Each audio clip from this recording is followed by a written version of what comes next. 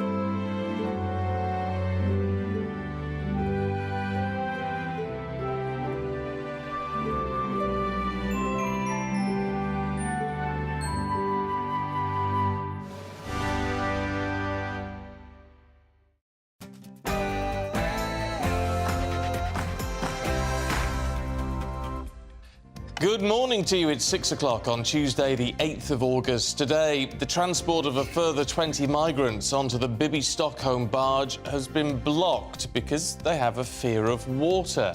But the Home Office says it's going to crack down against immigration lawyers who try to exploit the system. It's been a soggy summer. The Met Office has recorded the 6th wettest July on record, with farmers claiming the weather has caused problems for this year's harvest. We'll be speaking to a farmer who thinks the Green lobby isn't helping the cause. In sport, Tottenham reject Bayern Munich's third offer for England captain Harry Kane. The Lionesses squeeze through to the quarter-finals of the World Cup. And who will face Anthony Joshua on Saturday at the O2? More details on that just a short time from now. Also coming up, we'll have your latest weather with Alex. A grey one today across the south, something a little brighter further north, but not warm anywhere today. However, warmer weather is on the way for Wednesday and Thursday. Join me later for a full forecast. Good morning to you. I'm Stephen Dixon. And I'm Ellie Costello, and this is Breakfast on GB News.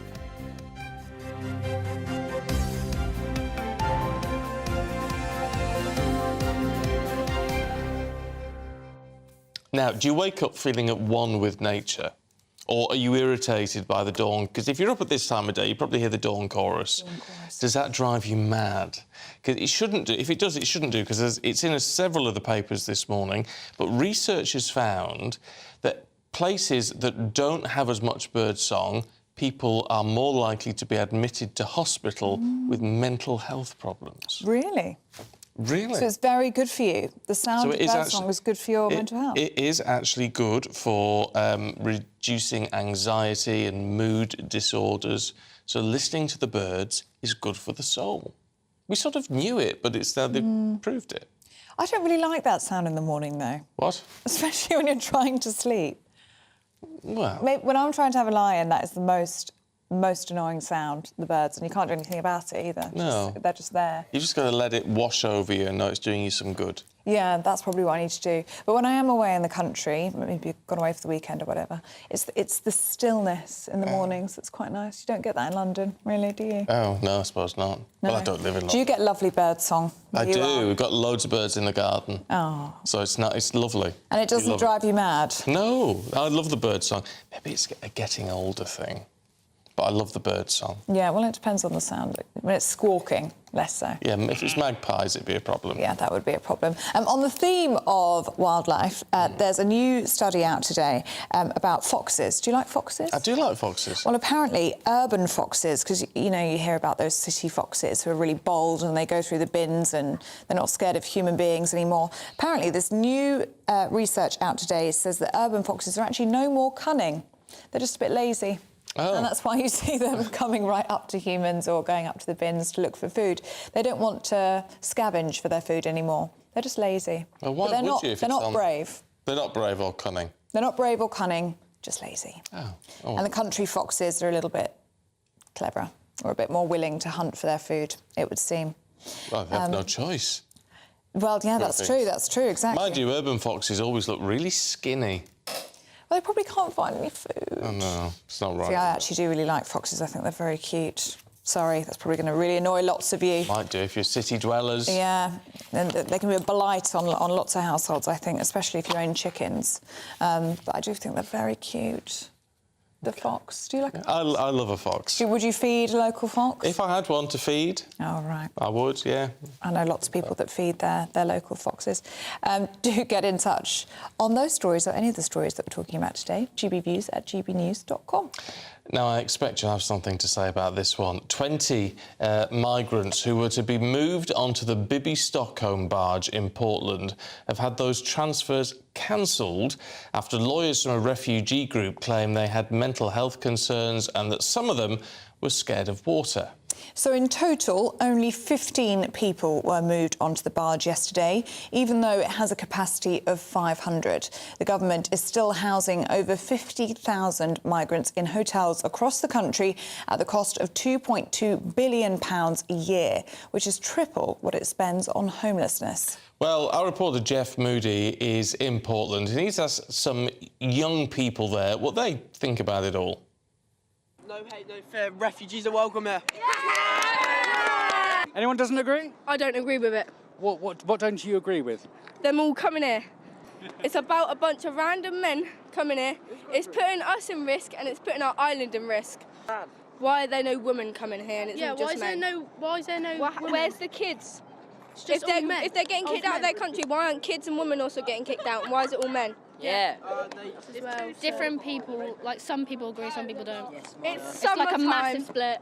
And we're going to have to go in earlier because our parents are going to be worried for us. And they're going to make us... We've just been allowed out till 10. Now it's going to be 9:30 again. Well, Stefan Boscher is a reporter for Politico and he joins us in the studio this morning. Really good to see you. Good morning to you. So what do you make of this then? Just 15 asylum seekers actually making it onto the Bibby Stockholm yesterday after delay after delay after delay. I know, and it's becoming ever more farcical, the government's attempt to try to house the 50,000 people who are on the backlog at the moment, who are needing to be processed in this country. People who have, are seeking asylum but have come here through boats on the channel, and it seems that this latest scheme to try to get people on barges, to house people on barges 500 at a time, is going at a snail's pace, only 15 a day. So, I mean, at this rate, I think that, you know, they're not going to get very far, and it really does show the problem the government has in trying to find places to actually house these people. I mean, and it is one that really does bite both parties, because Labor have also said that they would use barges in government. So I think there's a lack of ideas on all fronts at the moment. Well, look, I mean, but we're now in this farcical situation. I mean, thankfully, Suella Braverman says she's going to crack down on lawyers who are sort of bending the rules, breaking the rules, really, to try and make all this work. And she says that, as we hear, that some of these migrants or asylum seekers haven't gone onto the barge because, despite the fact they crossed the channel to get here, they're afraid of water. That's right, and that was the reason why 20 people didn't get on to the barge yesterday. There was expected 35, only 15 went on. There's many claims at the last minute from lawyers saying that they have fears and psychological issues going on water after coming across on channel boats. And it is, you know, another example of some lawyers trying to disrupt the process for whatever reason. I mean, there was a recent Daily Mail expose showing that some lawyers, or one lawyer in particular, was caught in a sting advising clients to lie, basically, to, you know, extend their asylum claims. So the government is now coming out with ways to try to crack down on these sort of practices. And, you know, one of the political sort of advantages is that, or, you know, potential advantages, is they're trying to tie the Labor Party into Keir Starmer with this. He has a background in human rights law, and they think that people will not like it if he is teamed with these sort of practices. I mean, we've just touched there on the charity groups and the lawyers who are supporting the 20 people who won't be joining the Bibby Stockholm just yet. Some of them have a fear of water. Do you think this could turn into another messy legal battle where we see the back and forth between the lawyers, the charity groups and the Home Office? I mean, we've seen it before, haven't we, with Rwanda, when the plane was actually on the runway at one point. That's right, and we still haven't had any flights to Rwanda, and we probably won't at this point before the next election, because it is caught up in the courts. So I think absolutely that's what will happen here, and I think that the government can use it to a political advantage and go to the next election to say we've tried to do all these things, we're being disrupted by, well, this is, you know, their words, that they say that we're being disrupted by a cabal of lefty lawyers, by the Labor Party, and by other campaigners. Let us get on with the job and, you know, actually solve this problem of 10,000 people coming here a year by boat.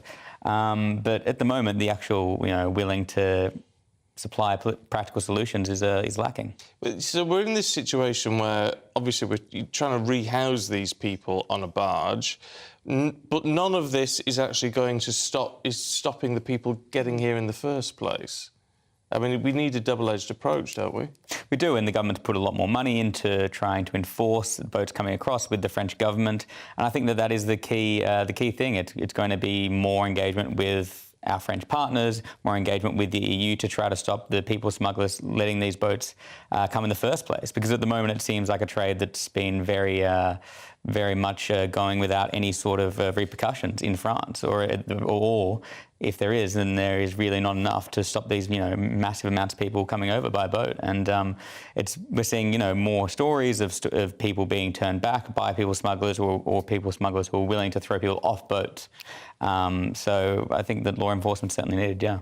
What's your reaction to those voxes we just heard there from Jeff Moody speaking to young people in Portland, those teenagers?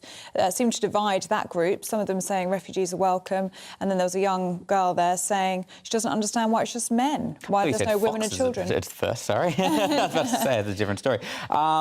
Look, I mean, kids, I think, for these sort of things, often pick up opinions from their parents. And I'm sure in these communities, opinion is very divided. I think we had the whole range of opinion. One person, young man, saying they're welcome here, another person saying they're quite worried the fact that they're all men coming. And the reason that is because it is predominantly men who do come over on these awful voyages, because, you know, many of them, either for economic reasons or for genuine refugee reasons, are trying to find a better life for them and their families. So that is also obviously a concern for people in the area in terms of, you know, women and their safety. I mean, and that's not to say that, you know, because they're migrants they're any less safe, but I think the idea of a lot of young men coming over and having that environment, some people may not feel the safest. Why is it that we're still not at a point where we can process? I know we've got a lot more people coming in than we've had previously, but why are we not processing this a lot faster?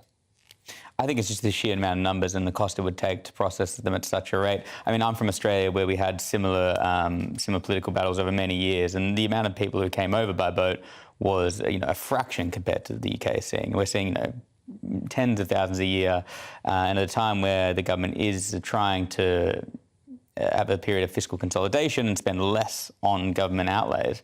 It is a very difficult thing to do. OK, Stefan Boscher, good to see you this morning. Thanks very much indeed. Thank you very much. Now, unless you've been living under a rock, it's been very wet, hasn't it? Oh, awful. It's been very miserable. And the Met Office has recorded the 6th wettest July on record, which has left the nation's farmers desperate for dry weather in order to harvest crops. Yeah, this time of the year is crucial for grain harvests, especially when the rising cost of electricity is making drying crops even more expensive. Well, our national reporter Theo Giacomba has been to meet some farmers hoping for dry weather sooner rather than later. After weeks of dry weather and high temperatures, heavy rain has been causing a harvesting headache for farmers. At Porter's Farms in Suffolk, they grow wheat for animal feed or production, rapeseed for vegetable oil and more. This year, they've been grappling with contrasting conditions. Lack of rainfall last year, and here we are, surplus of rainfall. That is making a big implication to us in that the grain the grains are suffering with the amount of water, is that it's very soon going to be shooting in the air and starting to grow. Raining like it is at the moment, it will take 2 days dry, sunny weather before we will be dry enough so that we can harvest it. Well, according to the Met Office, the UK saw its wettest July since 2009, and they saw records of around 140.1 millimetres of rain. And this, of course, has caused delays for farmers across the UK when it comes to harvesting. It's hard to believe that this is August, as this time last year the UK was experiencing heat waves with parts of the country reaching 40 degrees Celsius. The odd weather patterns have attributes of climate change, something we're having to get used to. Over in Norfolk at the Euston Hall farm, drought and heat waves last year allowed a rapid completion of cereals harvest. This year, it's been the opposite. Extreme weather is something they say they are having to work around. So last year we had a water bowser following the combine to every field because we were absolutely scared stiff that we were going to catch fire. So we were cutting wheat and barley at 32 degrees and 38 degrees C, and obviously everything is tinder dry. This year, sometimes we're struggling to get to the field because the tracks are so muddy. And that is the extreme in only, 12 months of change. Intermittent showers and rainstorms have forced combine harvesters to be repeatedly parked up on standby, waiting for grain in the field to dry. Many farmers are eagerly anticipating forecasted dry weather to resume their work. Theo Giacomba, GB News. Let's talk to farmer Jamie Blackett, who joins us now. Jamie, it's good to see you this morning. I mean, this is so grim for farmers, isn't it? I mean, but the problem is, what on earth can anyone do about it? Well, there's nothing much you can do, unfortunately, about the weather. And I've been on this planet nearly 60 years and always involved with farming in one way or another. And it's actually nothing new. And you just have to go with it. I mean, I'm sure, like many farmers, I have various years ingrained on in my head of terrible harvests. 1985 was terrible for us and nearly bankrupted my father. 2012 nearly bankrupted me, and I just pray this isn't going to be like one of those. We've actually diversified, so we're not completely reliant on cereal crops now, but we do have some spring barley, some spring malting barley, and some potatoes for McCain's chips for McDonald's that I'm just praying that the weather clears up so that we can get them. But the other half of the farm is now a dairy, and of course the cows love this weather because the grass is growing really well. So it sort of swings and roundabouts for us. So in terms of the potatoes that you're hoping to get out and harvest, how does it feel then when you look out the window and you just keep seeing this rain pelting down? Well, worrying, but we're still, luckily, about 3 weeks away from when we need to get them. So, and hopefully it might clear up. But a wet potato harvest is what every farmer dreads, because it can then really impact the soils for several years to come, and really make a big mess and make it hard to then grow the following crop. And we grow catch crops over the winter here after the spring crops to graze sheep on, and if we get late putting those in, then that has an impact on the next season's profitability. So the potatoes are the one we're really worried about. But I think we just have to reflect that in some ways we're quite lucky. This is the sort of weather that caused the potato famines in Ireland and Scotland in the 1840s. And of course, then they couldn't do anything about the potato blight. They didn't have the smart chemicals that we have now. And harvest in those days took a lot longer. These days, if you get a weather window with the big machinery now, you can get in and have a good chance of getting it, and you can do something about drying it, drying the cereals, which of course in those days they couldn't do. So in many ways we are quite blessed, really. But is there a sense that, I mean, do you have some frustration with the Green lobby, who perhaps are wanting to limit access to some of this newer technology at times? Well, that is a frustration. I mean, we're a regenerative farm here. We try and use as little artificial fertilizer and sprays as possible. And gene editing is the way ahead, because that would allow blight-resistant potatoes to be grown that don't need chemicals to keep them healthy. And if we can get to that stage, that will be much better for the life in the soil, and therefore also for insects and birds and all the wildflowers on the estate that are affected by spraying too much. OK, Jamie, look, it's really good to see you. Let's keep our fingers crossed for a better outlook over the next few weeks. Thanks very much indeed. Thank you. I do think we forget how tough it is for farmers, actually, with this sort of... It's either too hot or too wet, one way or another, and for times like this, it must be so disheartening. Oh, it must be. And if you think last summer, they had the wildfire threat, didn't they? It was so hot, searing hot. I mean, the crops were probably a fear of dying then as well, but for a totally different reason. But of course, it's bad news for us as well, because if we have a limited harvest, then prices go up, don't we? That's true. So, we need to keep everything crossed with the farmers and all the work they're doing at the moment. Very interesting, I thought, as you were saying there, historically, that this would have been a big problem. Similar weather conditions to what, in part caused the Irish famine and the Scottish famine in the 1840s. This kind of weather lead to potato blight. Doesn't happen anymore, thankfully, down to chemicals. But that's really interesting. That this is the sort of thing that would have an issue with the harvest later on. Not that long ago. Not that long ago. Here's one for you. There's all the controversy over Liz Truss and her resignation honours list, considering she'd only been in the job 40-odd days, whatever it was.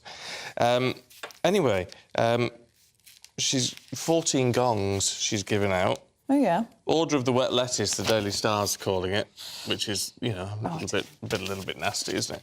But anyway, apparently, some people are so embarrassed that they've been offered these, they've turned them down. I think I would. Would you? I think I would, yeah. If I was given it by somebody who was in their post, I don't even think it was 40 days, was it?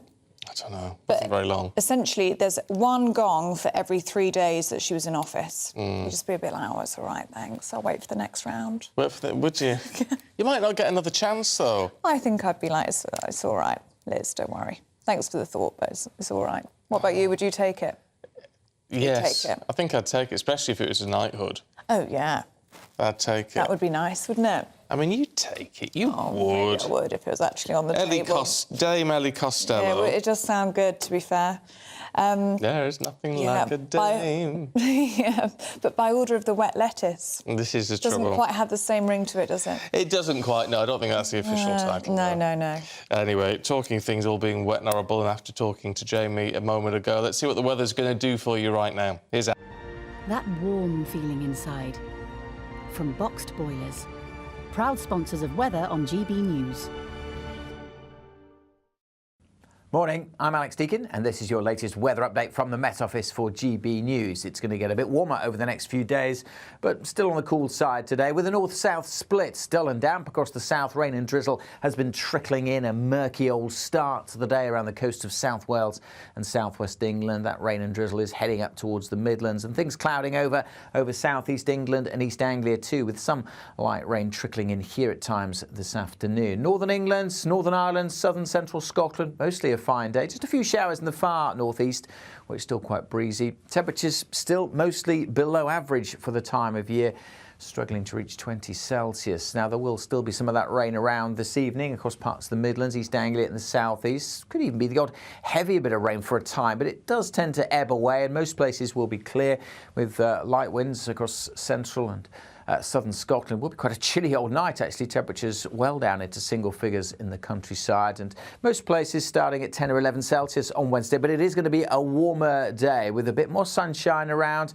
We are going to see temperatures rising. Now, it will be quite cloudy, I suspect, tomorrow across Northern Ireland, with a little rain here, and quite murky again with mist and sea fog around the coasts further west. But many central and eastern areas will see some sunshine, and we are going to start to see temperatures rising as well, more widely over 20 Celsius on Wednesday, and warmer still on Thursday. That warm feeling inside. From Boxed Boilers. Proud sponsors of weather on GB News.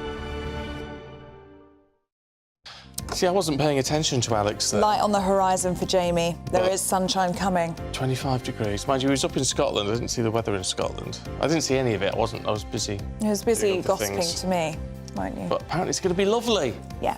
Coming up, very nice. That's what we like to hear. Yeah, that's what we like. So do stay tuned for that nice weather, and stay with us as well, because we're going to be going through the sport with Aidan McGee.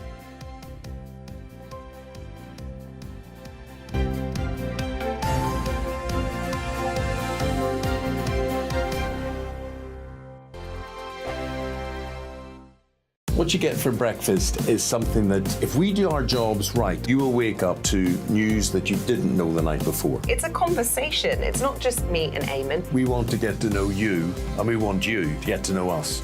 From 6, it's Breakfast with Eamonn and Isabel. Monday to Thursdays on GB News, Britain's news channel.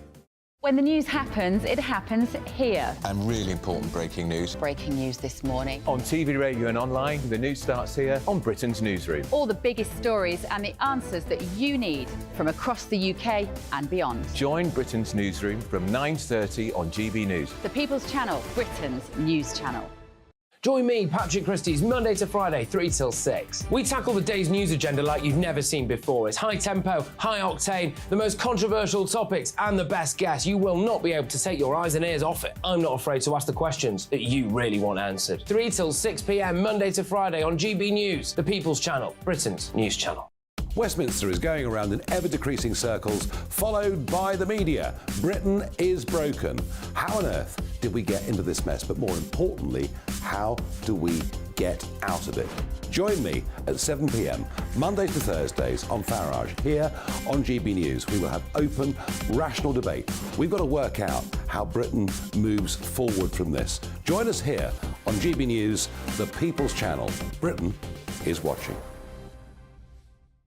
People in Britain, they love free speech, but they also love fair play. I don't care if I'm speaking somebody from a trade union, from the Labour Party, somebody from the SNP. And I think the viewers like to see that actually we can challenge one another, but in a positive way. We think we ask the questions that people want to ask, and often we ask the questions that we wanted to ask in Parliament but never got the chance to ask. So join us every Saturday, 10 a.m. till noon on GB News, Britain's news channel.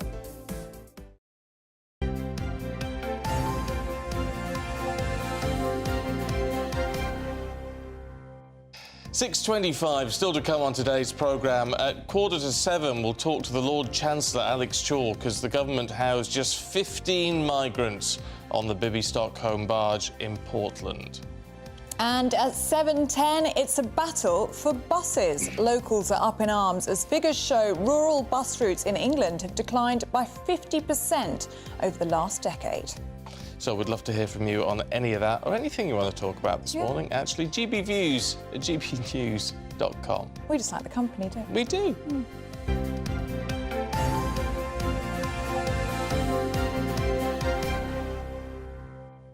On bus routes, you know, what I don't get with bus routes is that the story about the number of routes dropping significantly has been going on for decades. Yes. So compared to what there must have been like when I was growing up, there must be hardly any buses now. I feel like there were more buses though when you were growing up. Probably. Probably. Back in the olden days. I feel like buses are few and far between now. Yeah. Especially if you live outside of London. I think there's a bus service, well, where I'm from, every hour. Is that what it is? Yeah. It's not good enough, is it? It's not really, and if you miss that, it's the worst feeling. I've been there many a time. Do let us know how your bus service is where you live. Does it exist? Please. How often are these buses coming? Do let us know. gbviews@gbnews.com. Let's have a look through... I'll start that again. Let's have a look through all the sport this morning with Aidan McGee. Good morning. Good morning. Good to see you both. Good to see you. Let's talk money, should we? Money. What is not enough for Harry Kane? £86 million, it would appear. Don't forget, this is a player who is drifting into the last year of his contract. This is the last chance Tottenham will have to realise any value on their most saleable asset. Are they just being greedy? No, I think the real issue is that for all the cash we can discuss in dispatches here, he's probably worth more to them just playing next season, which is a good thing in a way. You know, it means that not everything's valued in pounds and pence. If he stays in the team next season, I think that when you consider that each Premier League place is worth probably about £9 million, maybe even £11 million now, given the money involved in the broadcast deal. There's an economic argument for keeping him.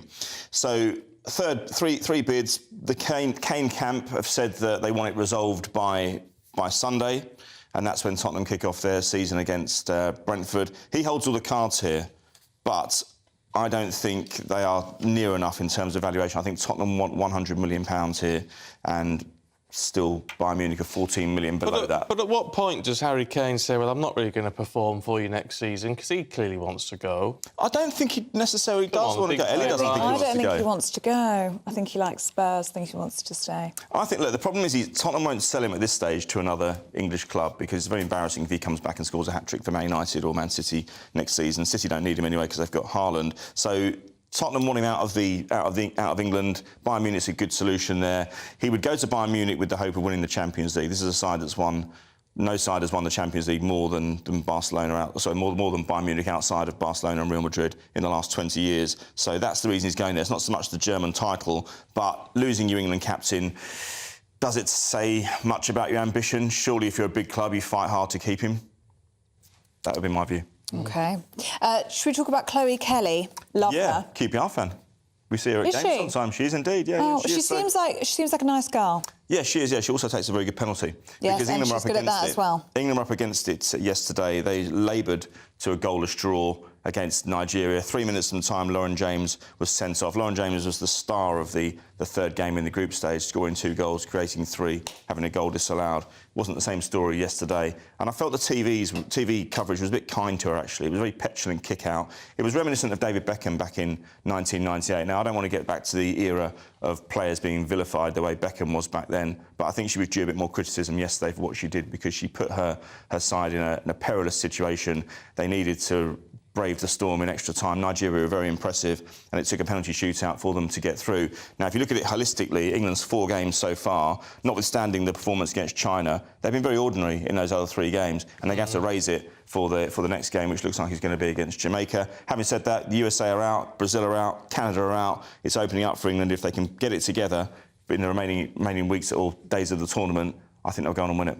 Yeah, we need to be dazzled by their performances, though, not just be mediocre. Yeah, that's what I mean. You're meant to get stronger as you go on. It looked as if they were peaking in the 3rd game of the group stage against China, and then they produce a performance like that. Look, it's not easy. You get these teams who are dogged and resistant, and they know England are a top side, and they're going to make it difficult for you. The main thing, I suppose, Stephen, is that they're through. Well, yeah. Yeah, but penalties, I'm with you. The men's team barely even win penalties, so at least they're Well, there's that. There is that. Should we talk about Harry Maguire? Yeah, Harry Maguire. So he's somebody who needs a move. He's struggling at Manchester United. He's almost becoming a lampoon figure. He's tripping over the ball. He's cumbersome in possession, but I think he just needs a move out of Manchester United. I think West Ham have bid £30 million. They're also after Scott McTominay, the Scotland international, Man United midfielder as well. They want the two of them. I think 75 might get both players, but Harry Maguire certainly needs to rebuild his career. And at the age of 30, with not too long left, I think 1 year left on his contract, maybe 2 years left on his contract, I think £30 million at that age it represents a good deal, and I think West Ham would be getting a good player. I mean, that's a shame. He's been such a he's great for England. Good player in many respects, particularly for the national side. That's what I mean. And so he needs to be playing. When you're looking at 50 million plus for two of them, compared to what you're seeing for other players at the minute, I don't think United will accept that. Yeah. I think they want a bit more. Because, I mean, McTominay's still in his prime. He's a bit younger. Maguire I think he just needs a move. And it'll be less pressure playing for West Ham United. They've just won a trophy, of course. They've lost Declan Rice, so they do have a little bit of a leadership gap there as well. And you do see players leave big clubs. Man United is such a difficult club to play for. The pressure's on. They're not as successful as they were, so that brings even more pressure. And so when they go to someone like West Ham, there's a little bit less of a spotlight on them compared to if you're playing for Liverpool or Man United, and you can rebuild from there. Oh, I feel a bit sorry for him. I do. Well, you won't when I tell you his wages. What's he earn? About 200 grand a week. Does he? He's all right. Crack on with it, He can cry in his very large mansion. Now, AJ, Anthony Joshua. Yes. There's a lot of pressure on him at the moment because he's not been performing brilliantly. No, he hasn't. For a while. He hasn't. And now his opponent's been taken away from him because Dillian White returned an adverse finding with his drugs test. But now they're having to find a replacement with 7 days' notice now. That puts AJ's opponent in a little bit of jeopardy in a way. Yes, they'll get weighed in, they'll get paid, but you have 7 days to prepare for a fight like that. It's not. And no, it's not. Fair, but they can't. There's a whole show that the O2. People have bought tickets. The main event is now at risk. But there's a whole undercard that needs to go ahead, so they need to find an opponent. I think, if I was a betting man, it's going to be announced this morning, around about 11 o'clock, we believe. Eddie Hearn's going to come forward and say who it's going to be. I think it's going to be Derek Chisora. I think he's been knocking around. He fought relatively recently against Tyson Fury. That'll be a big payday, presumably, for him, because he's being drafted in like that and it's saving the whole event. There'll be a few extra quid. Well, he's going to name his price, I would suggest. I mean, there's been talk of Gilles Zhang coming in, maybe Hrgovic as well, but those guys have tied up with other deals, and I think they're too invested in what they're doing already. Chisora doesn't have any other plans. Also, AJ hasn't fought Chisora before, so it's not like we're seeing a second or third fight. I mean, I don't rate Chisora at all. I think he's a flat-track bully. He beats anyone who's ranked lower. As soon as he fights anyone who's any good, he comes up well short. Yep. But I think if I was a betting man, I think he'll be the name. OK. You are a betting man. I'm not. He is. Well, he calls himself Mystic McGee, don't you? I do. I got the England score yesterday, right? You've got many wrong. And then England on penalties. Aidan, you've got many wrong in your time. Well, sat over there I've lost my crystal ball. You know that. I've actually lost my crystal ball. I can't find it. Have you? Oh dear. Well, there you go. First world problem. If anyone can see into the future as to when I'm going to get the next one, that'd be great. Yeah. OK. Great stuff. Aidan, thanks very much indeed. Still to come for you this morning, the government vows to jail crooked immigration lawyers. Yes, we'll be discussing that with the Lord Chancellor, Alex Chalk, so do stay with us. You're watching GB News, Britain's news channel. The Live Desk with me, Mark Longhurst. And me, Pip Thompson. It's here Monday to Friday on GB News. From midday, we'll bring you the news as it breaks, whenever it's happening and wherever it's happening, from across the UK and around the world. Refreshing, feisty, but with a bit of fun too. If it matters to you, we'll have it covered on TV, radio and online. Join the Live Desk on GB News, the People's Channel, Britain's news channel. So Jubes and Kerr, we tackle the issues of the day with real, robust debate, both sides of the fence, battling it out with me in the middle with my forthright opinions and views. And often really interesting things happen because you start with a position and then by the end of the debate you find actually, I might not have thought about that one. What we need in this country is 2 new political parties. You should maybe think about doing a 2024 calendar. I'm Michelle Dewberry and I'm keeping you company right through until 7 o'clock this evening. GB News, the People's Channel, Britain's watching. Monday to Thursday, 9 p.m. till 11 p.m. Join me, Dan Wootton. I'll bring you the sharpest takes and hottest debates. Do you not believe in prison? I don't believe in prisons. I'm completely stunned. I guarantee you there'll be no spin, no bias, no censorship. I actually was personally quite offended by it. And no reason to go to bed. So I guess they've always been quite woke. That's Dan Wootton tonight on TV, radio and online. Monday to Thursday from 9 p.m. till 11 p.m. on GB News. The People's Channel, Britain's news channel. In a world of dull and predictable radio and TV shows. Oh, hi. On Mark Dolan tonight, we've got big guests. We drill into the big stories of the day. The show adds up to a brilliant listening and viewing experience. Mark Dolan Tonight is the most entertaining current affairs show ever, and that's a fact. That's Mark Dolan Tonight, Friday, Saturday and Sunday from 9. Only on GB News, Britain's news channel.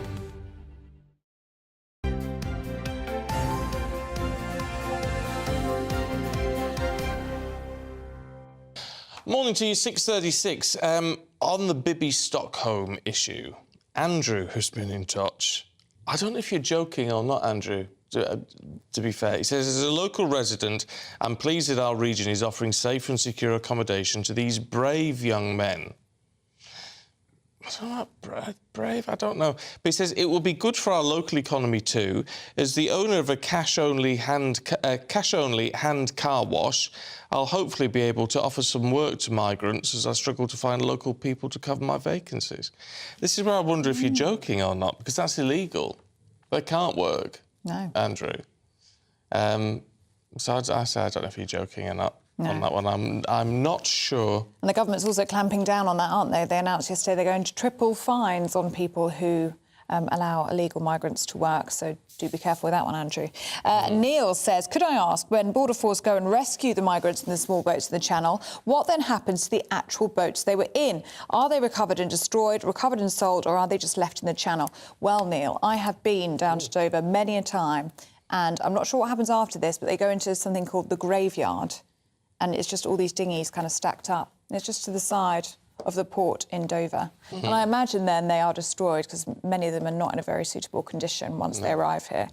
Certainly wouldn't be left in the Channel. It's one of the busiest waterways on the planet. No, but they are stacked up in something called the graveyard. It's a very strange sight, actually, to see them. There you go. So many of them. There you go. See, if you want a question answered, ask Miss Costello. She knows. I've been on the ground. Yes, I can give you the scoop. But thank you so much for your views. Do keep them coming in. Now we'll bring you up to date with the papers this morning. Yeah, start with the Telegraph. Has Tory MPs revolt over ban on oil as senior Tories warn it's going to cost them votes in rural communities. Rising wages forecast to ease cost of living pain. That's on the front page of The Times. Average pay is about to start rising faster than inflation for the first time in more than a year. I don't know how they know that, but it sounds good. The Mail has gone with the Home Secretary's war on crooked migration lawyers. Suella Braverman will unveil an anti-corruption plan that will improve the way intelligence is gathered on what they're calling rogue solicitors.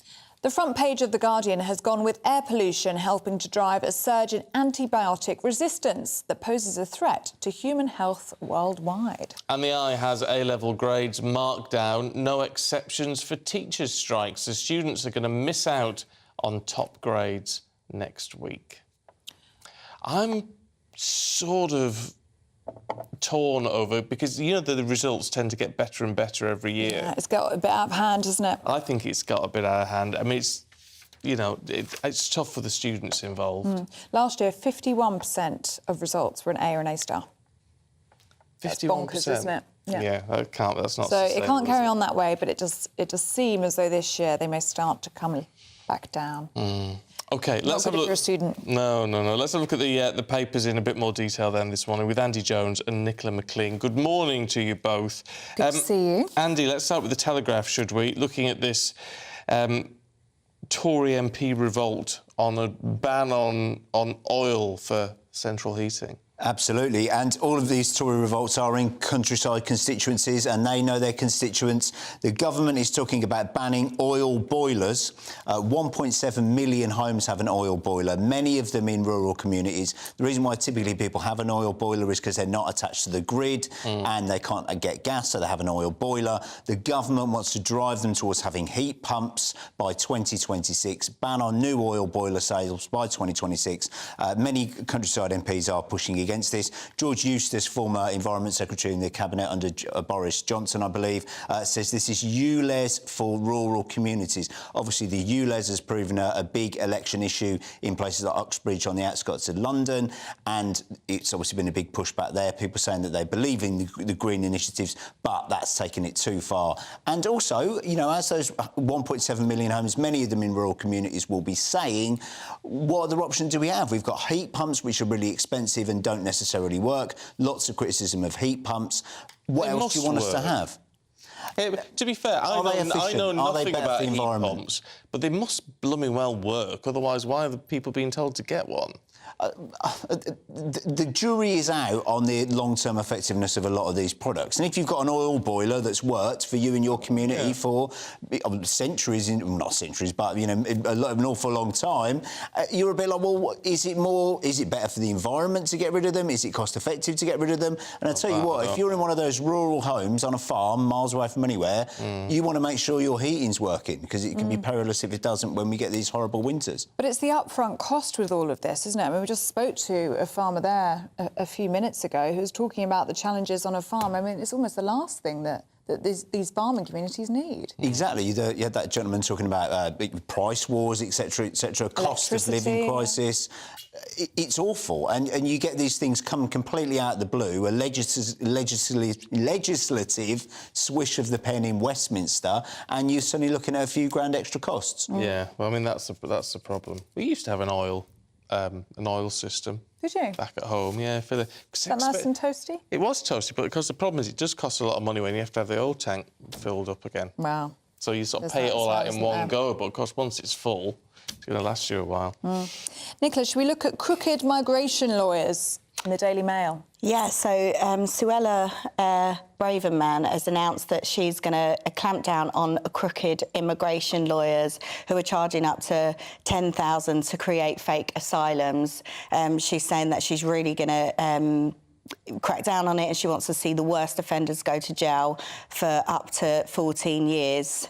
I did this story a couple of weeks ago on here when the Mail had done the leak, and she seems like she's going to really crack down on it, which is obviously massively important, because allowing people to... Obviously, people that should be here is fine. We're not saying that, but you know, coming up with stories and telling people how to be here illegally is not great. No, I mean this is the issue, isn't it? That we don't know when it comes to these lawyers at the moment. It's hard to know what is sort of all within the letter of the law and what isn't anymore. It's tricky, isn't it? So it seems like, you know, she's gonna go for this hammer and tong, and hopefully, as you say, it's hard to know what is in the letter of the law, but she's gonna... Do you think this is the lawyers' fault, that they are crooked and they're kind of twisting the system? Or do you think it is just a weakness in the law, that there are obviously these loopholes, that if people have the right story and they say the right words, they'll be able to stay here? I mean, that's tricky, isn't it? Because obviously there's loopholes in laws, but I think that it is the lawyers' fault. I mean, you know, when I did this story a couple of weeks ago, you know, lawyers are telling people to say that they've been sexually abused, they've been, you know, it's not... It doesn't matter about loopholes. It was a horrific story, wasn't it? So I'd say that this will be a good thing. But it's not upholding professional standards, is it? It's a way to get into the law to lie, essentially. No, that's true. Andy, let's look at antibiotic resistance, because this is, I mean, hugely important, obviously, because it's the whole health of the planet is at risk here. Yet the Guardian's saying it's all linked to air pollution. Or some of it, at least, is linked to air pollution. Yeah, air pollution is helping to drive a surge in antibiotic resistance. This is according to a survey. And the word survey or study immediately set my alarm bells off. But this is it seems like a proper, serious, longitudinal one. This is analysis from 100 countries across 2 decades.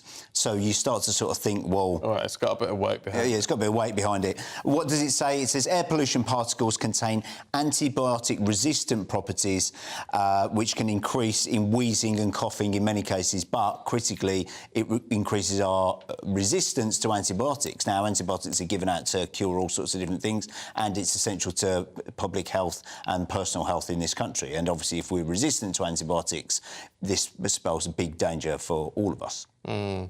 Although you can't get antibiotics, if you go to the doctors, they never want to give them to you, do they? They actually act like you really, really want them. It's like, really? Yeah, you can't get antibiotics. Well, I haven't tried to get antibiotics recently. Is it quite difficult? I mean, I wouldn't want to have them, but yeah, I've got 2 children, and yeah, I've taken them, and you know, clearly needed some antibiotics for like tonsils or whatever, and they're like, no, you know, it's viral. They will not give you antibiotics. It's so hard to get them. Yeah, but I suppose that's the doctors playing their role in all of this, isn't it? And saying to try not to get us too used to them. Absolutely, but as someone who, you know, my children have rarely had antibiotics. It's not like I'm taking them. I've not got Munchausen syndrome. I'm not taking them once a week for it. Do you know what I mean? If they need them, give them to them. Yeah. Nicola, we've got a glimmer of hope. The front page of the Times. Rising wages, we hope. Yeah, so... wages are to rise faster than inflation for the first time in a year. So new inflation figures, which are due to be released next week, show a fall in consumer price index from 7.9% in June to about 6.8%.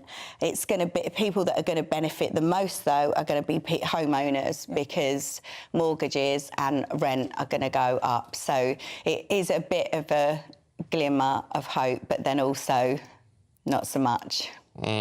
This is the problem with all of this, but what I don't understand is how do they predict how wages are going to go up? Yeah, that's what you said at the start. How do they know? Yeah, no idea. So, but it's nice to see inflation coming down, isn't it? It's the right direction. Yes, the Bank of England has been hammering wages for a long time, hasn't it? It's been saying, "Oh, wage rises are going up. Don't ask for a pay rise. Don't you dare ask for a pay rise because it's ruining the economy and all of this sort of stuff." But as Nicola says, that there is a slight wage increase. Inflation is coming down slightly, but my mortgage is up for renewal next couple of months, I think. Oh, is it? I'm very, very anxious about it. What's it looking like now? What you fixed on?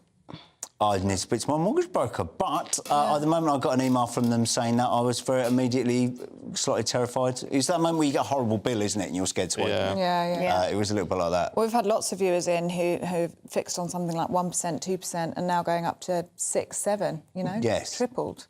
So it's terrifying. It's a lot of extra money to find. Hopefully Though I do notice down. that the energy companies are starting to introduce fixed terms for gas and electricity again now.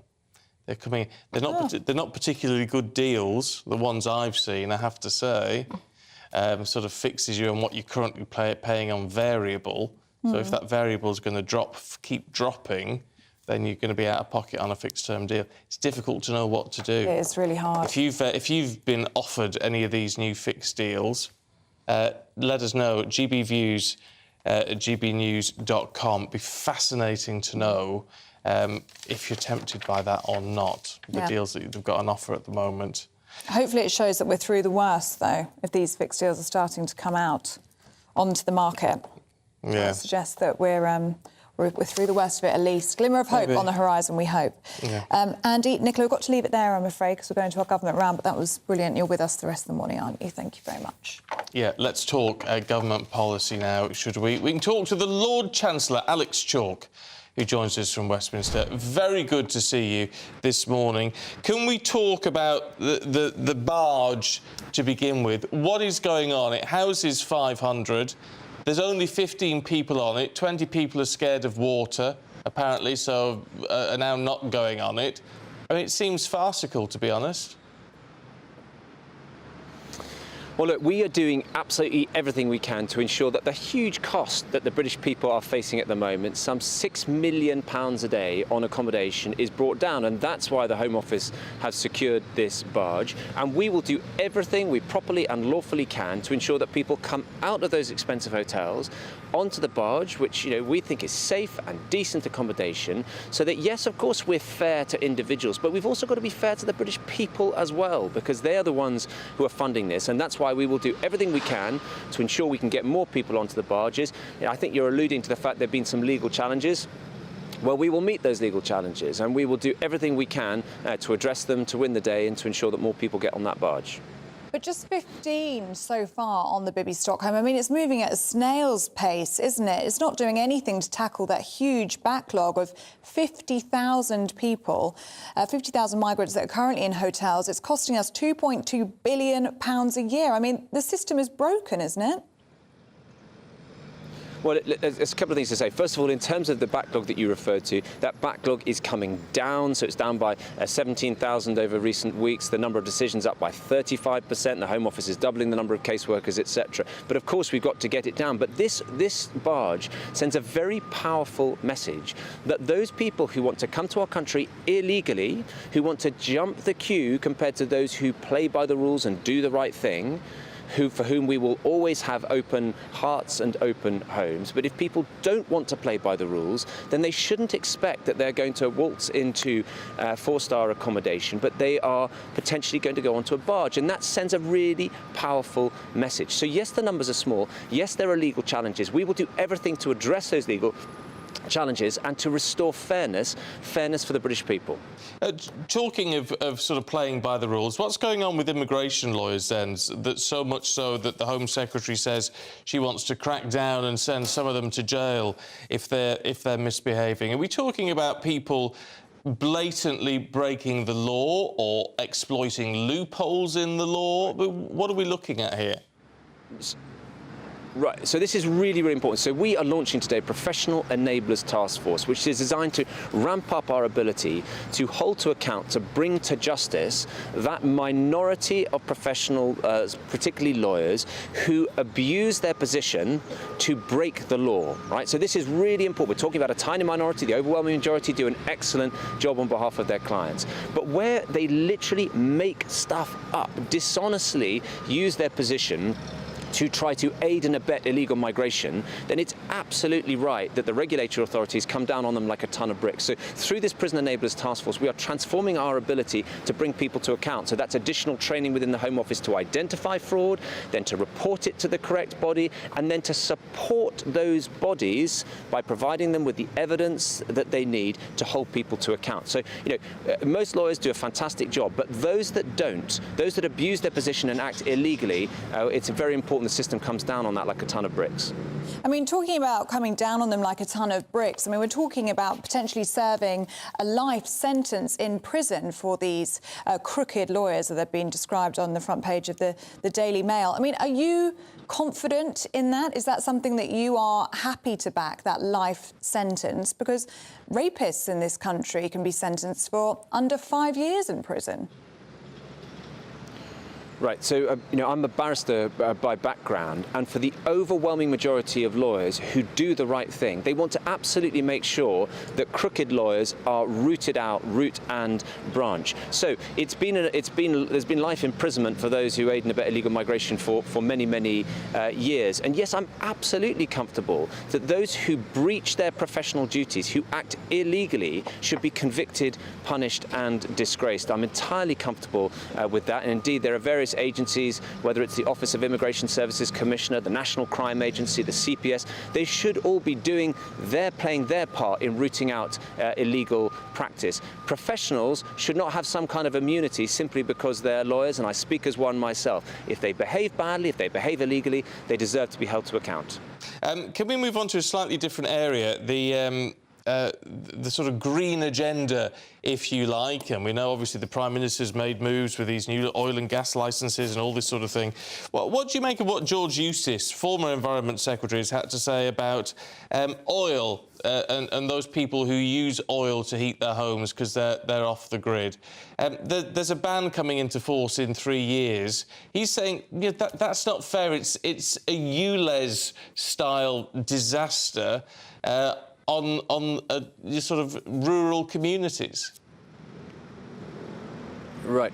Well, I mean, that specific area, part of portfolios is for a different part of government. But I think what I can say is this. We are absolutely committed to our green targets. That's fine, you know, the 2030 about vehicles and so on. But we are going to do so in a way that is proportionate and that is pragmatic. So when, for example, it comes to issues about whether we should have drilling licenses in the North Sea, it's absolutely right we should do that, not just for energy security, but because, by the way, it is a greener thing to do. Those people who say, no, what you want to be doing is importing it from America or importing it from parts of Africa, etc. They're not actually considering some of the carbon costs of doing that. It's much more carbon intensive to do so. So in respect of the boiler, as I say, that's a matter for another department. We're committed to the targets, but we are going to do so in a way that is proportionate and that takes account of the cost of living pressures that people are under. Mr. Chalk, I wanted to ask you about the GB News campaign that we're running at the moment. I hope you're familiar with it. It's called Don't Kill Cash. Currently on 250,000 signatures, people wanting to keep cash as legal tender. Is that something that you support? Yes, absolutely, and so I'm aware of this GB News campaign, and I think you're absolutely right on this, because look, there are some communities, I mean, for whom cash remains extremely important, whether you're some older people, not all older people, of course, but some older people and others, and access to cash is something that we're absolutely committed to try to retain. So just because plenty of people are moving digitally, that doesn't mean that people should be left behind or somehow stigmatised because they want to continue using cash. So that's our position. OK. Alex Chalk, Lord Chancellor, good to see you this morning. Thank you very much indeed. And if you want to get involved in our campaign, gbnews.com/cash. Yes. /cash, that's right, isn't it? Yeah, we can get the QR code up for you a little bit later on in the programme, but keep signing. We've got some really good movement on that one, and do get in touch with your views there on Alex Chalk's interview with us, the Lord Chancellor. Really good to hear your views. Now, here's Alex Deacon with your Tuesday forecast. Looks like things are heating up. Boxed boilers, proud sponsors of weather on GB News. Morning, I'm Alex Deacon, and this is your latest weather update from the Met Office for GB News. It's going to get a bit warmer over the next few days, but still on the cool side today, with a north-south split. Dull and damp across the south. Rain and drizzle has been trickling in. A murky old start to the day around the coast of South Wales and southwest England. That rain and drizzle is heading up towards the Midlands, and things clouding over southeast England and East Anglia too, with some light rain trickling in here at times this afternoon. Northern England, Northern Ireland, southern central Scotland, mostly a fine day. Just a few showers in the far northeast, where it's still quite breezy. Temperature Monday to Thursday nights on GB News. At 6, it's Dubes & Co. 7 o'clock, Farage. At 8, join Jacob Rees-Mogg. And at 9, Dan Wootton Tonight, followed by Headliners. On TV, radio and online. This is GB News. Now then, Lee Anderson here. Join me on GB News on my show, The Real World, every Friday at 7 p.m. I'm not eating bloody cat. Are you Delicious. mental? Open your mouth. OK, here comes a train. Reminds me of the scene in Singing in the Rain. Adam, is that a good one? Whoa! Join me at 7 on GB News, Britain's news channel. Join us every night on GB News at 11 p.m. for Headliners, which is 3 top comedians going through the next day's news stories, which is exactly what you need, because when the establishment has gone crazy, you need some craziness to make sense of it. So join us 11 p.m. every night on GB News, the People's Channel, Britain's news channel. I joined GB News because I was sick and tired of not hearing my views being represented, not just mine, but so many people that I knew and spoke to. I just couldn't get my voice out there. I couldn't say anything, I couldn't do anything. Whatever the narrative was, I kind of had to follow it. GB News is there to provide a voice for those who have been ignored by the establishment media. We think different things, we've got a different style. GB News is here to be optimistic and positive about the future. It's real kind of dynamic and flowing, with the audience very much at the heart of it, like a big family. Here at GB News, we talk about the things that matter to you. Hearing the voices from right across our towns and cities, especially our towns. All sides of the argument represented with a heavy dose of opinion. We're on a mission here to make a difference. And the GB News family really is here for you, and whatever time of day you can watch or listen. Britain's watching. Britain's watching. We're proud to be GB News. The People's Channel. Britain's news channel.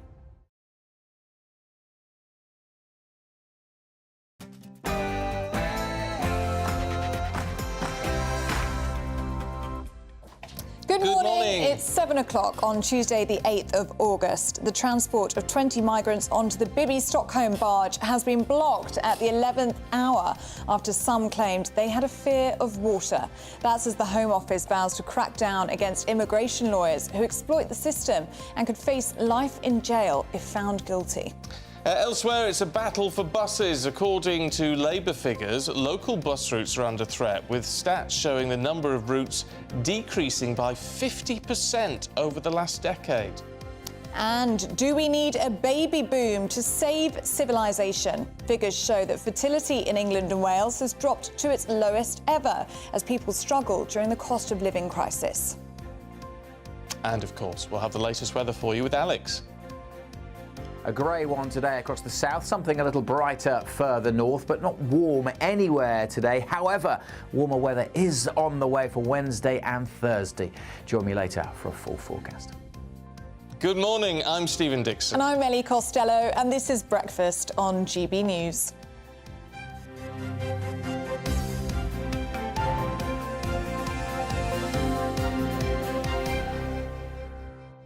We're talking buses this morning. Oh, lots on buses today. Yeah, we'd get you going on buses.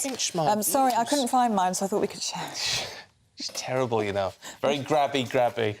We can share. I love you, really. Yeah, I love you too.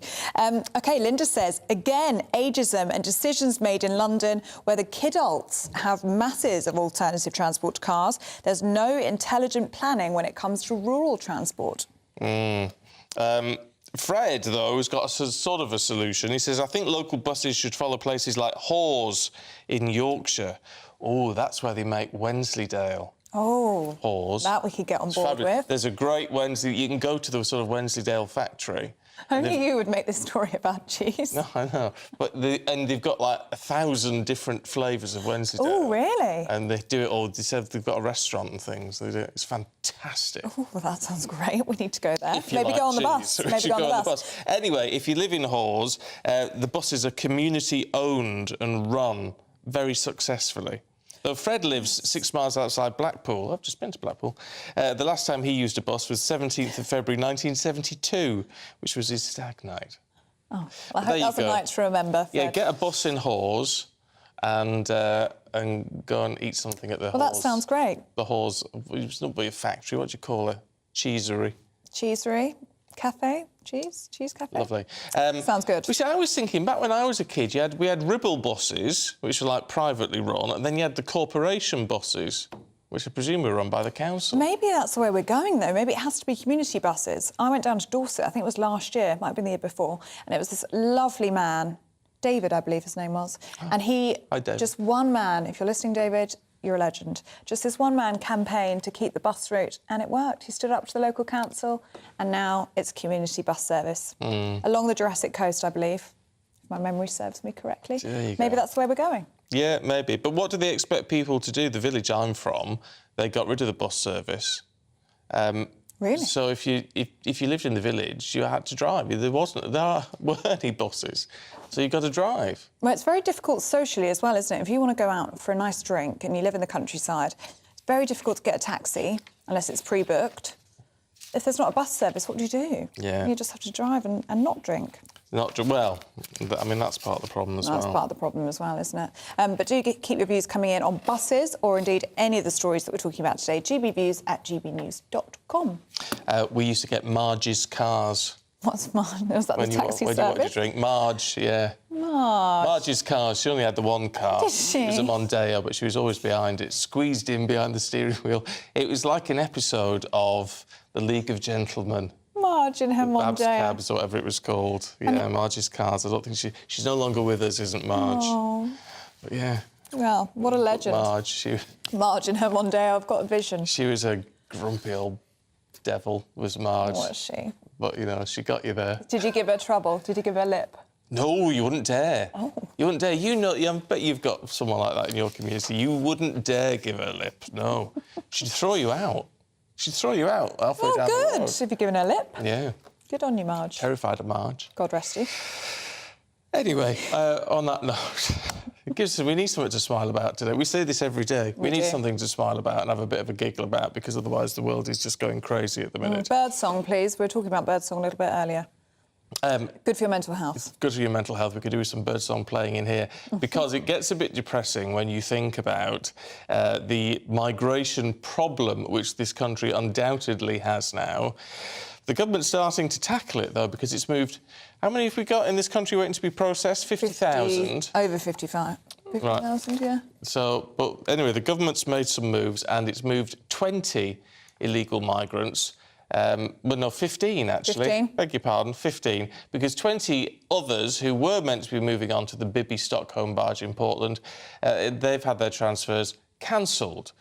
Because lawyers from a refugee group claim they had mental health concerns, and some of them were scared of water. Yeah, so as we say, only 15 people were actually moved onto the barge yesterday, even though it has a capacity of 500. And there are still over 50,000 migrants in hotels across the country at a cost of £2.2 billion a year, which is triple what the government spends on homelessness. Well, our reporter Jeff Moody's been down in Portland for a while now, and he asked some youths there what they think about it all. No hate, no fear. Refugees are welcome here. Anyone doesn't agree? I don't agree with it. What don't you agree with? Them all coming here. It's about a bunch of random men coming here. It's putting us in risk and it's putting our island in risk. Why are there no women coming here and it's all just men? Why is there no women? Where's the kids? If they're getting kicked out of their country, why aren't kids and women also getting kicked out? And why is it all men? Yeah. Different people, like some people agree, some people don't. It's like a massive summertime, split.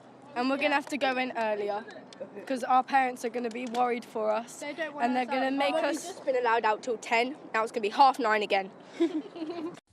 Well, Stefan Boscher is a reporter for Politico and he joins us in the studio this morning. Good to see you. Morning, Beth. So not all aboard the Bibby Stockholm, just 15 migrants. It's farcical, isn't it, really? It is. It's faintly ridiculous, not quite even getting to the 35, the lofty targets they set for themselves at the start of the day.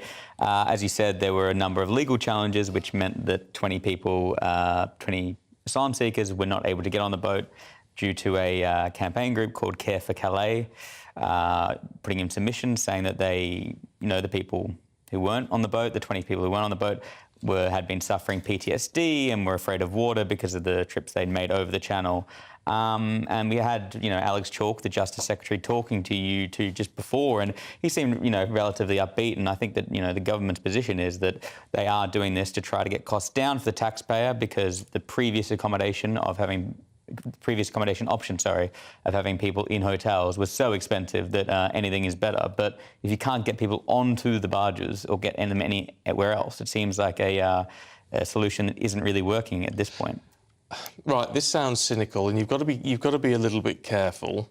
However, do we believe that these 20 people who were meant to have just been announced the day they were meant to be getting on the barge, that they have a fear of water?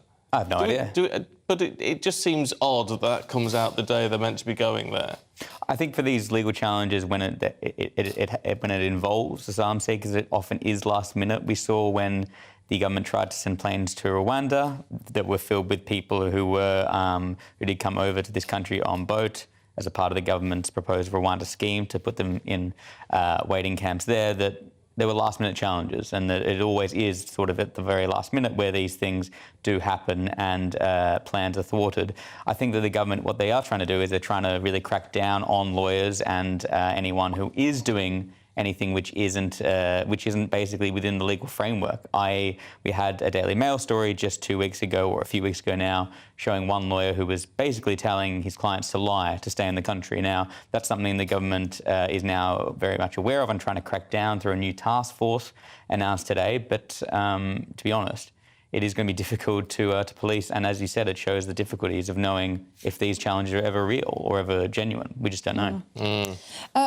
What do you foresee in this situation? I mean, as you said in the previous hour, this is moving at a snail's pace. There's a capacity of 500 people here. Do you think the government, the Home Office, will actually manage to get 500 people on this boat? Or do you think with this culture of obstruction that it actually won't be possible?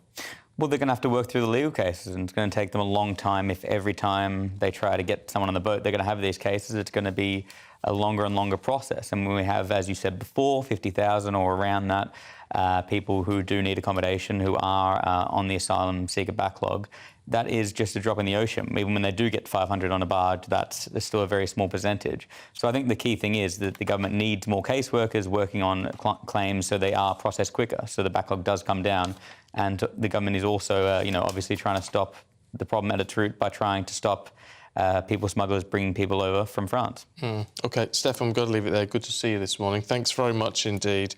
I mean, Alex Chalk did say the Home Office was recruiting more people for the processing, but clearly, we want it doing quickly. You want it doing more quickly than it's being done at the moment. Well, as you said in the last hour, it doesn't actually do anything to tackle people actually coming across the channel. These are just sticking plaster policies, aren't they? We're talking about 500 people, and that's at capacity. At the moment, we're just talking about 15. That's nothing compared to the numbers that are currently in that backlog, 50,000, plus more coming over the channel every single year. Got a thought on that? Let us know. gbviews@gbnews.com.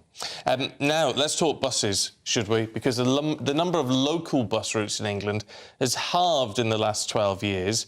More than 8,000 services have been cut. Well, that's despite the Department for Transport saying the government has invested £3.5 billion since 2020 in order to back our buses. Well, the West Midlands has been the region hardest hit in England, with more than 2/3 of bus services lost since 2010. Jack Carson's in Birmingham for us this morning. I mean, that's a grim statistic, Jack.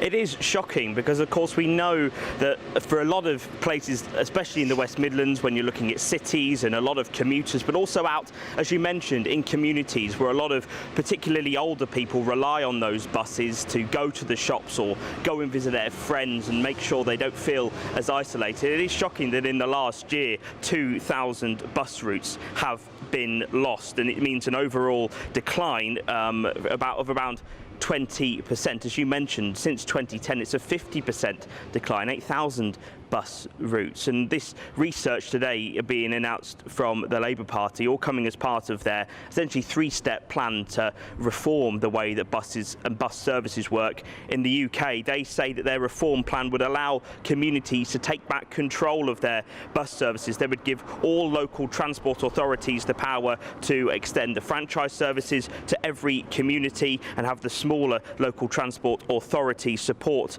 and be offered expert advice. But also interesting, they want to lift the ban, the legal ban on municipal bus ownership. So this is all following something that's gone on in Nottingham city centre, where it's one of the most high satisfactory bus services. It's essentially allowing more local people to establish their own municipal bus network, as well as they also want to lower the legal hurdles on franchising and end the kind of time delays and things that might cause. But of course, the government saying that actually they are backing buses. They say in March they put in £300 million to support the services, although experts do say that this is actually £90 million below the investment that was needed. Of course, we know how hard the bus services were hit during the pandemic and of course when we all had to stay home. But of course, we do know the government is trying to get people on the buses again. Of course, in January on New Year's Day, they announced the £2 bus fare. We could get a single for £2. They've extended that scheme all the way into October. So it's clear that the government does have a focus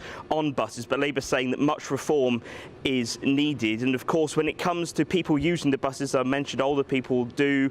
When you look at things like cash and the way we pay for buses, of course, a lot of bus services pushing people to use contactless first or buy tickets online first rather than using cash. And lots of bus providers that I've been looking at this morning, when it looks at ways you can pay, well, you can pay with cash. A lot of them saying that you need the correct amount of change because not all buses now carry the same amount of change. According to Labour, of course, the West Midlands here was the hardest hitting region. Lewis Hay, who is the Labour's shadow transport secretary, says that this staggering decline in local bus services under this government is nothing short of vandalism against our communities, and says millions of people rely on these essential services but are being left without a voice as routes are cut year after year.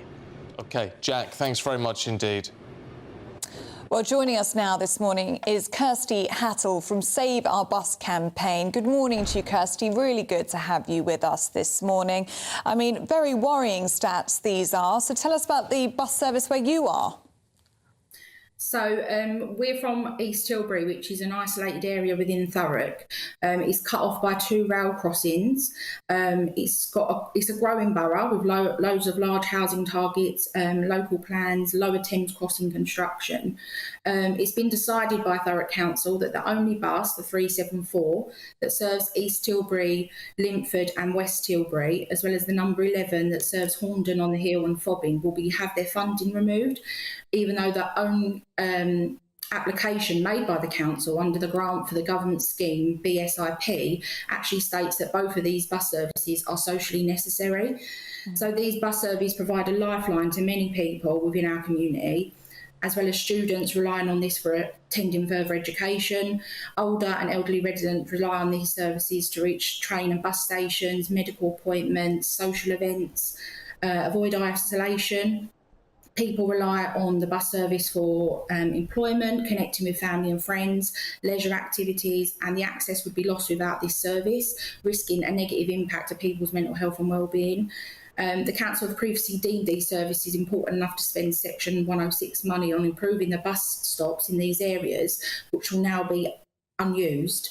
And within many areas that I've mentioned, there's no safe pedestrian routes for other people to get into other areas of Thurrock because they're connected by rural lanes that are busy without street lighting, suitable footpaths and no shelter in the bad weather. All right, so these people are going to be completely cut off. But how well used are these services? I mean, I know that there's clearly people are going to say they need them, but are they actually being used? Because there's a question to ask, isn't there? To say, well, if these buses were full on every journey, well, they'd just keep going, wouldn't they? Yeah, I mean, they aren't a self-sufficient bus service, but they're the only, there's 3 buses that are supported by the council in our area, and all the other buses are self-sufficient. But all these people have contributed to the community. You know, like elderly people receive their bus passes and now they're not going to be able to use them. You know, you've got people with special educational needs that use the bus to get to college, obviously to gain that independence. You couldn't access that on a train. You can't go up to a train driver and get some support if you need it. Whereas on a bus, you know, on a bus, you could go up to the driver and say, you know, I'm lost, I've done this, I don't know what to do, can you help me? Though these people are going to be the people that are going to end up unemployed. They're not going to have the same opportunities as other people. And you've actually started a petition now, haven't you, to try and save your bus service? We have, yeah. We've started a petition and the deadline is on the 20th of September, but the actual service does get cut on the 2nd of September. Okay. And what difference is it going to make then, do you think? I mean, because there is an argument. We certainly talk about people with sort of access problems and, I mean, there's an argument to say, well, if the council isn't going to subsidise the bus service and keep that running, then they've got to provide other forms of transport, haven't they? Of course. I mean, obviously, some people are literally being completely cut off. So to walk to the station for them would, you know, take 40 minutes. But there's also the alternative where people can't access a train due to like personal mobility, disability, accessibility, or even finances. The train costs so much more than the bus service. And obviously people have had this service in their lives for many, many, many years. So if they're not able to provide the service that we have now, then a suitable alternative needs to be arranged. OK, Kirsty Hattle from Save Our Bus Service campaign. Thank you so much for your company this morning. You're welcome. Thank you. You can, I mean, sense the frustration, can't you, in Kirsty's arguments there? Because it is that sort of thing, well, what are you meant to do? Well, especially if you're a cut-off community, like Kirsty describes. I mean, if you don't have the network around you and you don't have a bus, then you are isolated, aren't you? But it does boil down to money, doesn't it? And if those buses are not self-sufficient, if they haven't got enough passengers to fund it properly, then what do you do? Would you be happy to pay your council tax for a bus service that you never use, that's, 30 miles away, but paying through your council tax to subsidise it? This is the problem. It's a problem, and I don't know how you get around it, but I've certainly got a lot of sympathy with what she's saying. Yeah, well, a lot of you will have an opinion on that one, so do get in touch with us, gbnews@gbnews.com. But first, here's Alex Deacon with the Tuesday forecast. That warm feeling inside. From Boxed Boilers, proud sponsors of weather on GB News.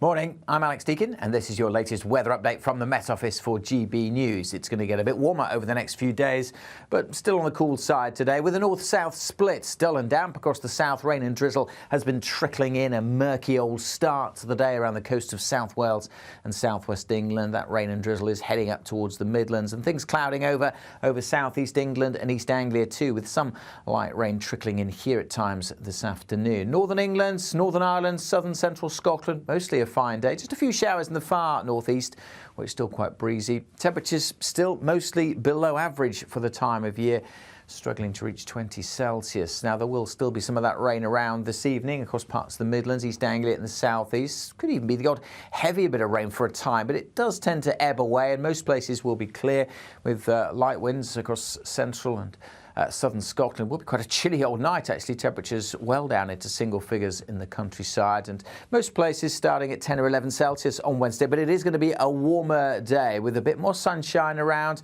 We are going to see temperatures rising. Now, it will be quite cloudy, I suspect, tomorrow across Northern Ireland, with a little rain here, and quite murky again with mist and sea fog around the coasts further west. But many central and eastern areas will see some sunshine, and we are going to start to see temperatures rising as well, more widely over 20 Celsius on Wednesday, and warmer still on Thursday. That warm feeling inside. From Boxed Boilers, proud sponsors of weather on GB News. Coming up for you, on a planet where our population is increasing actually exponentially at the moment, we're hurtling towards 8 billion on the planet. We're asking, do we need a baby boom to save civilization? Because whatever's happening elsewhere, fertility in England and Wales has dropped to an all-time low. We'll be finding out what's going on.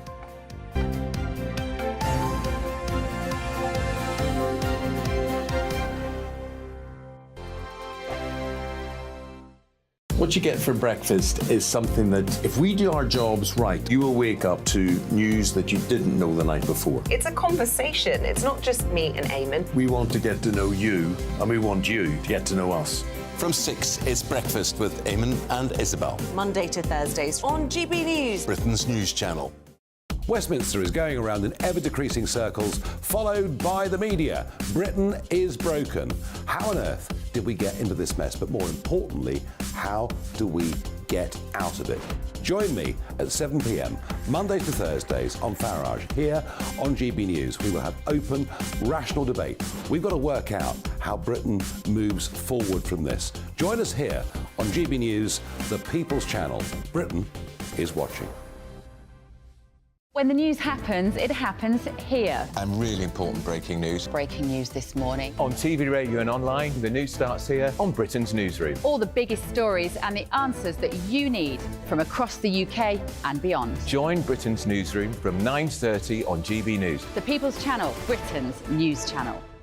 Join me, Patrick Christie's, Monday to Friday, 3 till 6. We tackle the day's news agenda like you've never seen before. It's high tempo, high octane, the most controversial topics, and the best guests. You will not be able to take your eyes and ears off it. I'm not afraid to ask the questions that you really want answered. 3 till 6 p.m, Monday to Friday on GB News, the People's Channel, Britain's news channel.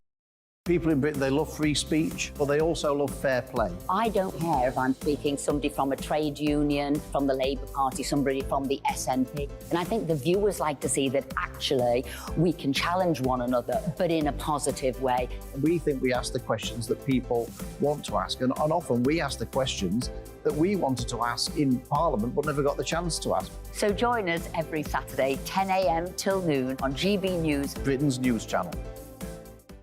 Hi, I'm Dan Wootton. You can watch me live on GB News Monday to Thursday from 9 p.m. And did you know that you can also watch and listen live on our website, gbnews.com? You'll always be up to date on the latest breaking news, as well as enjoying the best stories, opinions and shows. You can even join the debate under our live player as you're watching. So head straight to gbnews.com on TV, radio and online. GB News, Britain's news channel. It's all about family, being in people's living rooms, all the interaction and getting to know who our viewers and listeners are. When I was young, my dad used to say, no, stop arguing. I wanted an outlet that would enable me to give my opinion. People are going through a really hard time right now, and I know that you don't feel like you're being listened to by the establishment. I came to GB News because it's the people's channel, and I want the audience to have their say on the events of the day. We're dynamic. We do something different. Democracy shows that the wisdom of the nation is in its people. I get to travel to find out what the story is from a personal perspective. The British people aren't fools. We know when we're not being told the full story. We've got to work out how Britain moves forward from this. It's the best country in the world. The establishment had their chance. Now we're here to represent your views. Britain's watching. Britain's watching. Britain's watching. We're proud to be GB News, The People's Channel. Britain's news channel.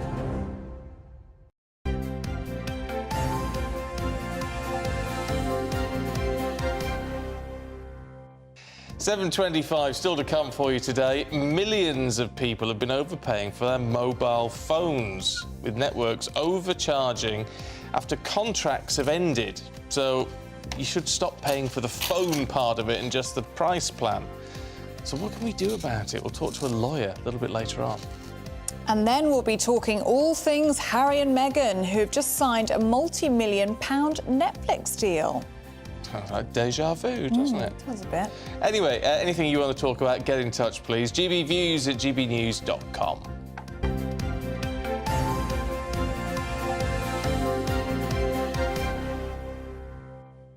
Just a quick one on buses. Brian says in Warrington, the buses have gone from half-hourly to hourly Monday to Saturday. Last bus, 6:10. I mean, 6:10? Sadly enough time to get you home from work, never mind home from the pub. No service on Sundays, no trains on Sundays. Pathetic. So unless you're driving, you can't go anywhere on a Sunday. Can't do anything. Can't do anything.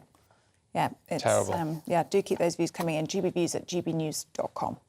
Now, a new study shows fertility levels in women in England and Wales has dropped to its lowest level on record. Well, it comes as Britain's birth rate is currently 1.3 children per woman, which is way below the 2.1 children required to replace the current population. So today, we're asking the question, do we need a baby boom in order to save civilization? Well, Eamonn is the co-founder of Conservatives Against Racism and thinks that if we don't start having more children, life will change for the worse. Albie, good to see you this morning. I mean, look, we have a problem. Actually, as you can see, we've got Aga and Spencer joining us as well, who are a Canadian couple on birth strike. OK, look, Albie, why do we need more? Because certainly we've got a growing population, haven't we, globally at least? Don't we need fewer people?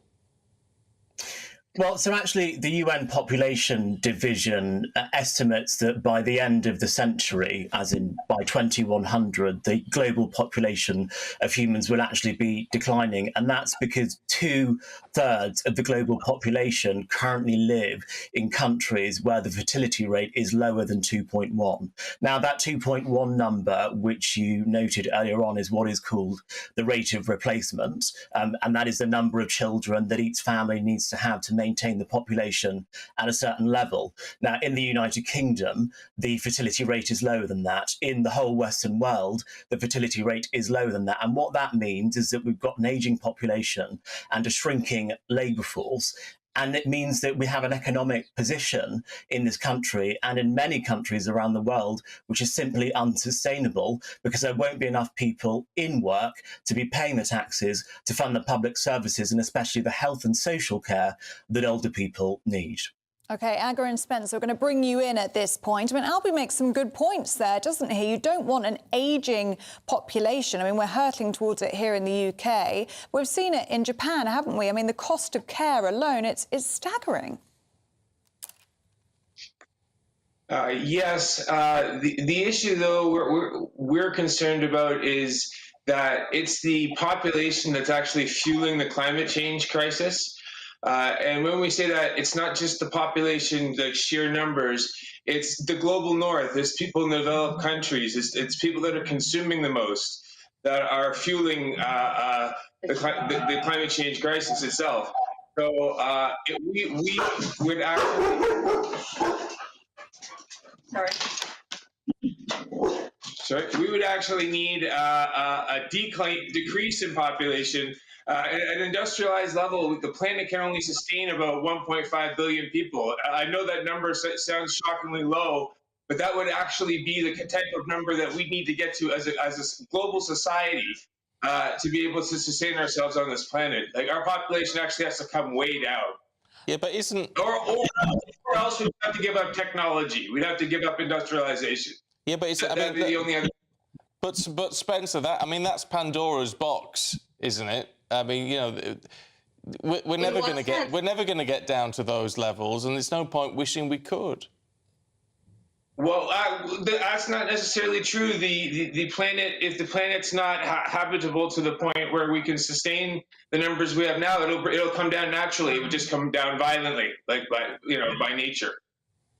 And you two have actually, you're on birth strike, so you two actually believe that it is selfish to have children. Tell us a bit more about that.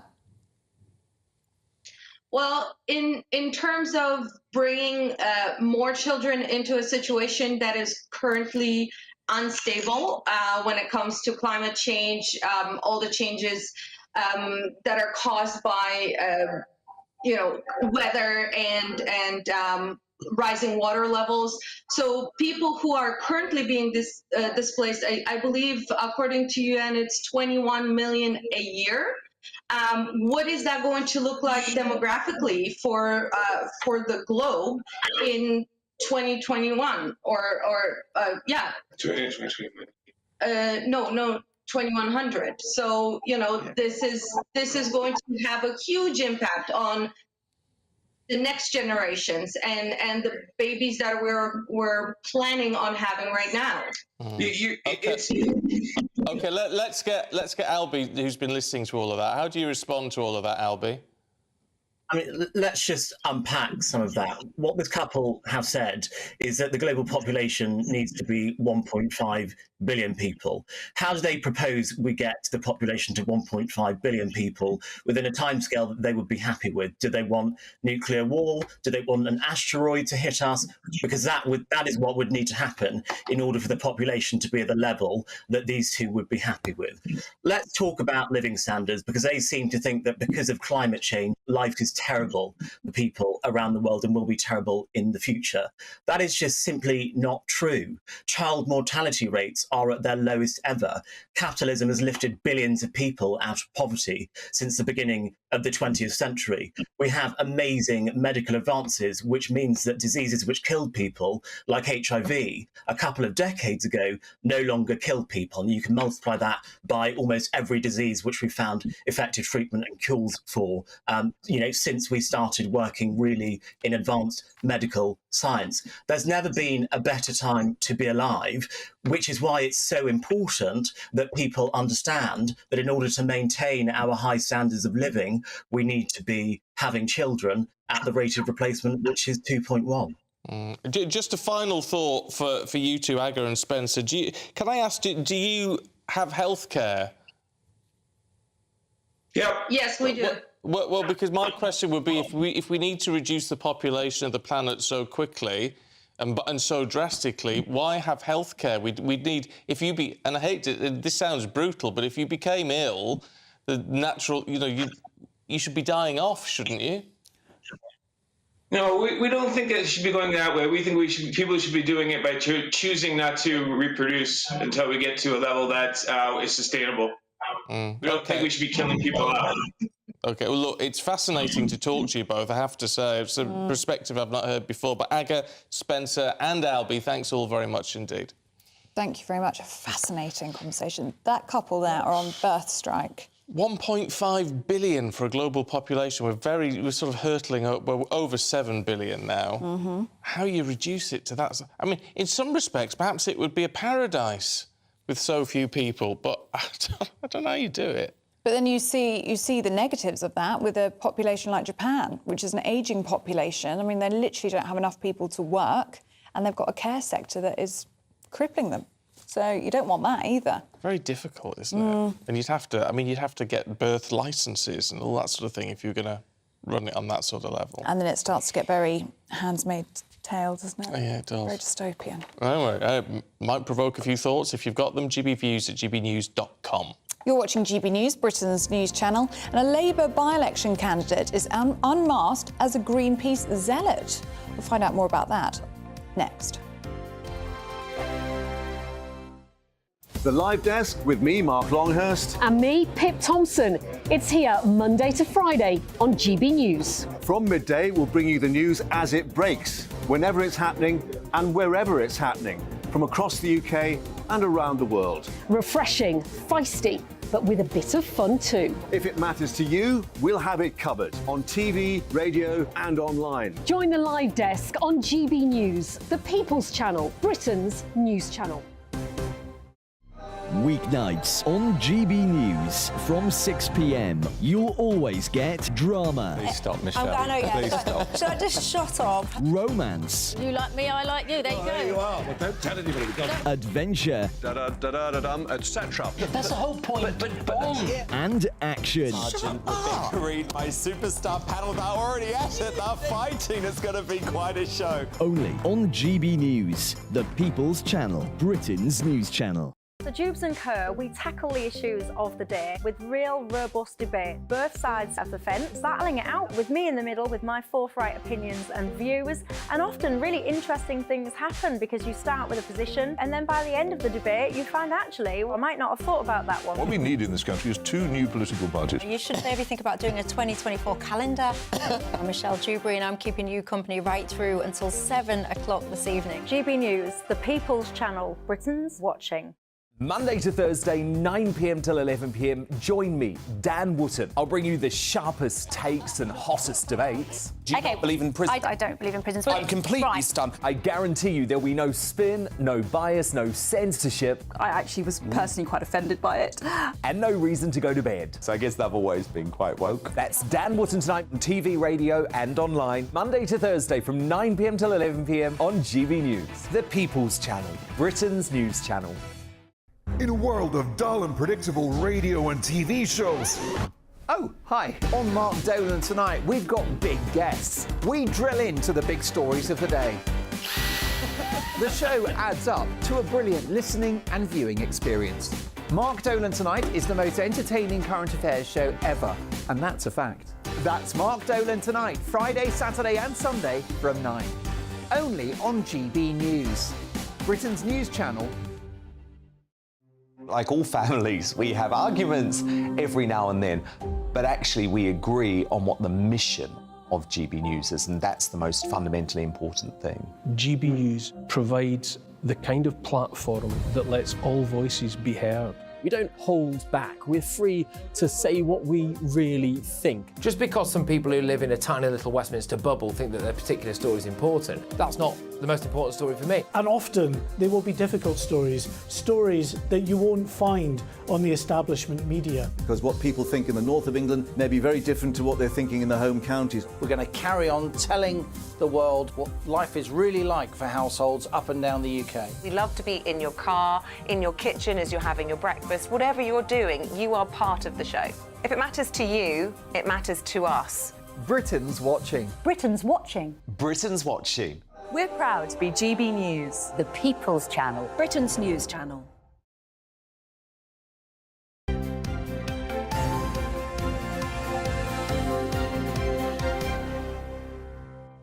7:38, let's bring you up to date with the front pages this morning. In fact, no, we'll skip the front pages, should we? Let's ignore them for now and just talk through the papers in a bit more detail with TV personality Nicola McLean and writer Andy Jones. Andy, let's start with you, should we? Looking at Order of the Lettuce, which is what they're calling Liz Truss and her resignation honours list. Quite. The same lettuce has been brought back on the front pages as was present for Liz Truss's 49 days in charge of government.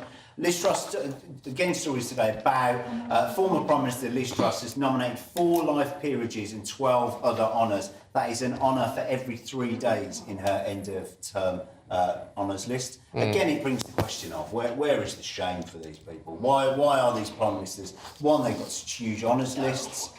2, they've got, why has Liz Truss got a honours list that's so long? And we're in this position where she wants to give 4 life peerages, 12 knighthoods and 1 OBE, including to a deputy cabinet minister that was a deputy person that was a resistant in office. But one individual who was offered one of the offers says it would be humiliating to accept the award.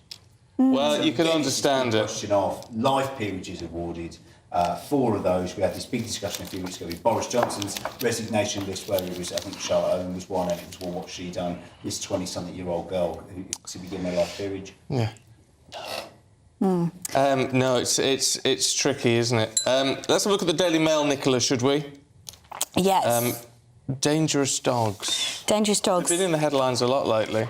It's terrifying, isn't it? So, as injuries soar by a third since 2018, and 7 people are mauled to death this year alone, dog owners are so terrified by attacks by vicious bully-type breeds that they're buying pet armour and choosing to walk their dogs on treadmills.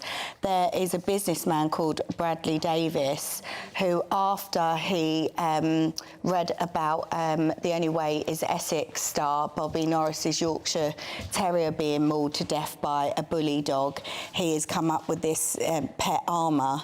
Well, OK, great. I just don't understand why we're allowed to buy dogs that kill people, and that, I've got a Chihuahua. I know that's probably really cliche, but I get I know, but I adore him. And do you get worried when you're out walking him? I'm terrified to walk him. I really am. But it's not the breed. I know some breeds are more aggressive than others, but it's the owners. But it's the owners, and it's the way they're trained. Trained people that want to have an aggressive dog, don't they? That's the problem. I think sometimes, and I think we can obviously have that argument, but so I grew up with Staffordshire Bull Terriers, and they were lovely dogs, and they wasn't. But my view has always been, since I've had children, is any dog can snap, can't it? Any dog can turn. They're animals. Yeah, and the way they communicate is to growl at you or to... So I'm not going to have a dog in my house that could do damage. If my Chihuahua gets annoyed with one of my children and decides to snap, what's the worst that could happen? And that's my point. So yes, while I do agree with you, these sort of dogs that, beautiful picture of this dog, and it's absolutely stunning, but there's not a hope in hell that I'm having that sort of dog around my children or my Chihuahua. And Nicola, they're so fashionable now, aren't they? I mean, I've only just started to read about them, but it does seem as though there's a demand. Like, breeders are making loads of money on these dogs. Absolutely. And that's another thing that we could go down. Stop buying dogs from breeders, rescue dogs. But, yeah, I mean, they're stunning dogs and they are so popular and,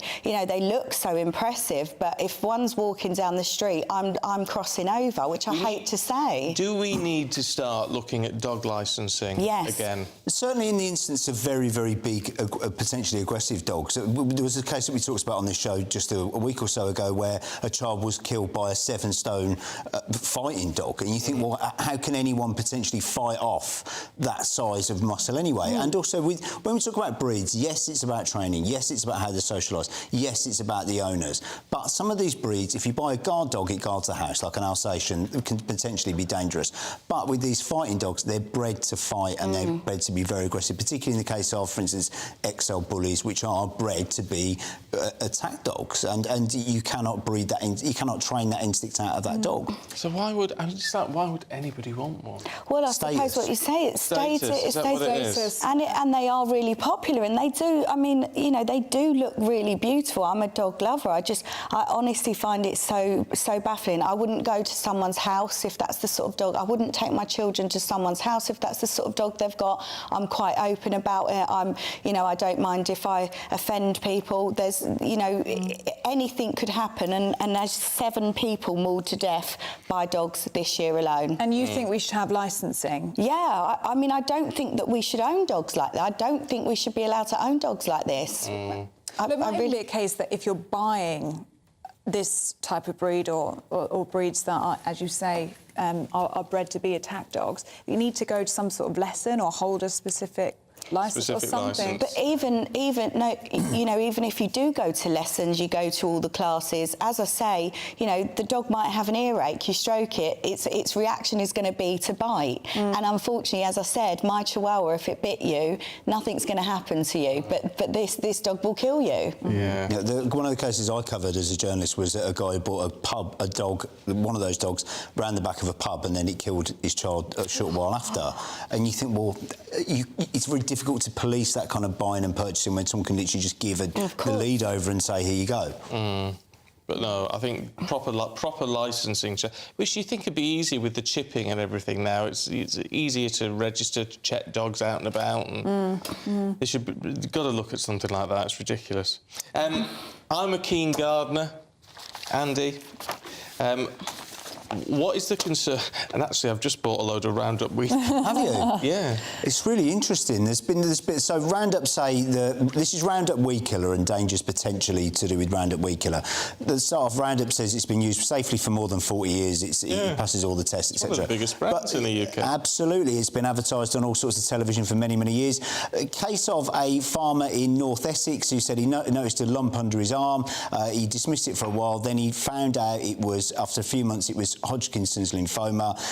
2 other farmers who were using Roundup Weedkiller in the area also had the same condition, and there's this big conversation now, particularly about this product, and this has also happened in America, where research shows it can a product within it called glyphosate, I think, I apologise, glyphosate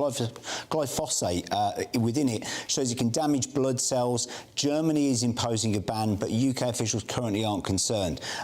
Not saying this is attached to this particular product, but the number of blood cancers is rising. Around 14.5 cases of non-Hodgkin lymphoma, up 38% since the early 1990s. There's got to be a difference between, you know, people like me using it in the garden to farmers using a product where they're using industrial amounts, huge, you know, hundreds of tons of the stuff. That's got to be a difference. There will be an exposure differential there. Sure, but also if you're, again, Roundup say their product is safe, and I will stress that, but if you're using it on a farm, you're using it in a wider area, wide open space. If you're using it in a terrace garden and you've got closed fences and it's a bit more enclosed and you're spritzing it about, then it's more likely to be on your person and more likely to breathe it in. If there's an issue around something that can potentially cause, research shows it can damage blood cells, are there safer ways of killing our weeds? Obviously, with the position, you want to kill all your weeds, it has to kill and destroy, doesn't it, the product, otherwise it's not safe. And so, obviously, it has to be killing cells, but if it is an issue of health, perhaps we should look at it. It'll work in different ways, actually. Some of them force growth. Really? That's why I need a bit of that. You put Weedkiller down. You do a little bit. If you put Weedkiller down, often you'll see the weeds suddenly start to grow really quickly. Oh, really? And it forces Well, them. like shoots them out of the ground. Oh, my. Nicola, are you a keen gardener? I'm not. I've never done a bit of gardening in my life. Don't have green fingers. I know, my mother-in-law loves gardening. Her garden looks so beautiful. But, yeah, no, I've not got a very good attention span. Maybe it'd be good for me, a bit of relaxation. It's supposed to be very calming. Yeah, I'm not very... Ask the gardener in there. Yeah, I'm not a very calm person. Maybe... No, I like to do more erratic things, you know, a bit live life on the edge. Do you like to clean? Yeah. Oh, I'm the worst cleaner in the world. Oh. Yeah, you know, I did, well, you know, when I married my husband, I sold him the dream. You know, I can cook, I can clean. I don't like doing any of it. No. Oh, come on. I don't. I do it because I have to, because he doesn't. Yeah. So I do it. You know, I cook every night. I bake, but, you know, I bake with the kids. Nice. And baking can be fun, you know, but gardening, not yet. No, you'll get there. I'll get there. Maybe I'm a bit too young, or the Botox is making me look younger. Give over.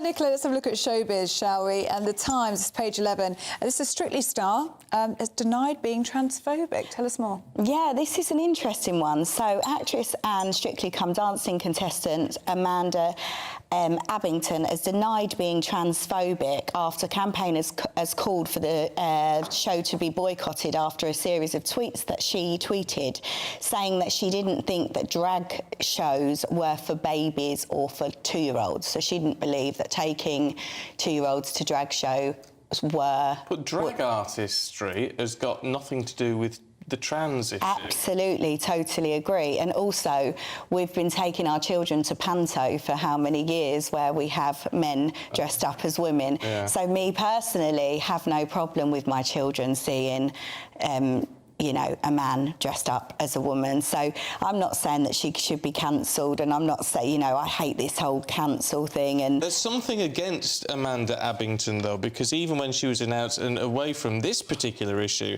there was stuff in the papers saying, oh, fans want to boycott the show because they don't like her, and why's everyone got a downer on her? I didn't even know who she was. I don't watch Downton Abbey, and I'm not a Strictly fan, so, you know, I don't know why people dislike her, but, you know, I don't necessarily think that her tweet is necessary or right. And I think that when you do work for, you know, the BBC, maybe you should just be a bit more careful what you're tweeting and actually educate yourself a little bit better. Yeah, I mean, I don't really understand why the tweet was particularly transphobic, but whilst I support Nicola's opinion that she lets her kids see whatever she wants, you know, having an opinion as a mum and saying, I don't think 2-year-olds should watch a drag show, I don't think that's particularly outrageous, is it? And I think what happens is, with these things, is the moment someone calls you transphobic, anyone who considers himself of a left-wing position then also decides to ban you without even looking at the content or context of what you've actually said. We end up in this position where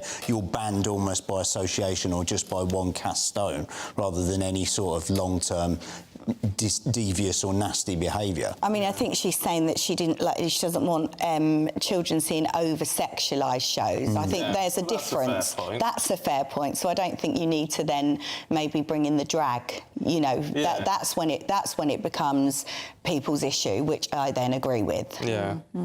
Oh dear me, there's always... I don't know how much of it I believe around Strictly, because there's always these stories when Strictly's announced. And I just think they're just getting headlines for Strictly. You're being a cynic, are you? I am. Andy, let's have a look at A-levels, should we? It's in the eye this morning. So if your child, or indeed you yourself, are getting A-level results this year, they say that they aren't going to take into account the industrial action. So teacher strikes earlier on in the year impacted potentially exam results. We've also on the back end of COVID and all this other sort of stuff. Cost of living crisis has not been a great time to be young. They are not going to consider any of that when it comes to A-levels. A-level results, there's no special allowances, and they are forewarning. This is the official government agency. They're forewarning of harsher marking this year, and they say around 50,000 students are going to go from having an A. I don't know how they've worked this out, but around 50,000 students are going to go from having an A or an A+ to slightly below. And as Ellie said earlier on in the show, in 2021, over half of all A-level students got an A or an A* in something, which is ridiculous, actually. Frankly, and if you're a student, that sounds really harsh, but it's not right. That can't be right. Well, over half can't be the very best, can they? Yeah, I mean, an A and an A* particularly is supposed to be the best of the best, and half of them can't be the best of the best. Not that I'm criticising in any way, but they think there'll be around 25% getting A's this year. But also, the other thing is there's pressure coming in from universities to have harsher marking at A-level, because, well, let's be honest, it's harder for universities to sift through all the candidates if they've all got A's and A*, and you're like, well, we only want the best of the best. Well, this could... everybody really fits. But this could cause chaos on results day then, because if they've been offered places at university based on those estimated grades of A's and A stars, if 25% fewer students are getting A's and A stars, well, what's going to happen on results day? They're not going to get into uni. Yeah, clearing is going to be very, very busy. Clearing is going to be busy, isn't it? And also, there's been a huge... I don't know what the university... I imagine it still would be extremely high, but there's a lot of students who've had absolutely appalling treatment at universities over the last couple of years, unable to go to attend lessons, unable to leave their dorms because of COVID, teacher strikes, lecturer strikes, not being able to get their grades at the end of it all. I definitely think there's a case for a lot of young people who've had a rough time in the education system. I do feel sorry for these A-level students, because they haven't sat GCSEs even, have they? My son was doing GCSEs during COVID, which actually worked out OK for him because he got predicted grades and I think they were a lot better than what he'd have done. So I always say to him, you lucked out. But yeah, I think it's filtered down. My youngest was doing 11+ when it was homeschooling. I definitely wasn't equipped to be homeschooling him to pass 11+. So, you know, it's been for years now, isn't it, from COVID, that it's just a knock-on effect for these kids. Yeah, yeah. I do feel for them. Oh, it's a tricky one. Look, we're going to leave it there. Andy, Nicola, thank you both very much indeed. Yeah, I mean, no one got A's when I was doing A-levels, or very, very, very few people got an A. Yeah, see, they were common, not as common as we're talking now. I mean, 51% is bonkers, isn't it? Yeah. Something has to be done, but I do feel for this cohort because they haven't sat exams formally before, and now, when they do, well, they're going to be marked down, probably. So it's not good, is it? Let us know if that affects you. gbviews@gbnews.com. In the meantime, let's see what the weather's going to do for you with Alex. The temperature's rising. Boxed Solar, proud sponsors of weather on GB News. Morning, I'm Alex Deakin, and this is your latest weather update from the Met Office for GB News. It's going to get a bit warmer over the next few days, but still on the cool side today, with a north-south split. Dull and damp across the south. Rain and drizzle has been trickling in. A murky old start to the day around the coast of South Wales and southwest England. That rain and drizzle is heading up towards the Midlands, and things clouding over southeast England and East Anglia too, with some light rain trickling in here at times this afternoon. Northern England, Northern Ireland, southern central Scotland, mostly a fine day. Just a few showers in the far northeast, where it's still quite breezy. Temperatures still mostly below average for the time of year, struggling to reach 20 Celsius. Now, there will still be some of that rain around this evening across parts of the Midlands, East Anglia and the southeast. Could even be the odd heavier bit of rain for a time, but it does tend to ebb away, and most places will be clear with light winds across central and southern Scotland. Will be quite a chilly old night, actually. Temperatures well down into single figures in the countryside, and most places starting at 10 or 11 Celsius on Wednesday. But it is going to be a warmer day with a bit more sunshine around. We are going to see temperatures rising. Now, it will be quite cloudy, I suspect, tomorrow across Northern Ireland, with a little rain here, and quite murky again with mist and sea fog around the coasts further west. But many central and eastern areas will see some sunshine, and we are going to start to see temperatures rising as well, more widely over 20 Celsius on Wednesday, and warmer still on Thursday. The temperature's rising. Boxed Solar, proud sponsors of weather on GB News. Stay with us as we'll have more on the government's plan. What you get for breakfast is something that, if we do our jobs right, you will wake up to news that you didn't know the night before. It's a conversation. It's not just me and Eamonn. We want to get to know you, and we want you to get to know us. From 6, it's Breakfast with Eamonn and Isabel. Monday to Thursdays on GB News. Britain's news channel. Westminster is going around in ever-decreasing circles, followed by the media. Britain is broken. How on earth did we get into this mess? But more importantly, how do we get out of it? Join me at 7 p.m, Monday to Thursdays on Farage, here on GB News. We will have open, rational debate. We've got to work out how Britain moves forward from this. Join us here on GB News, the People's Channel. Britain is watching.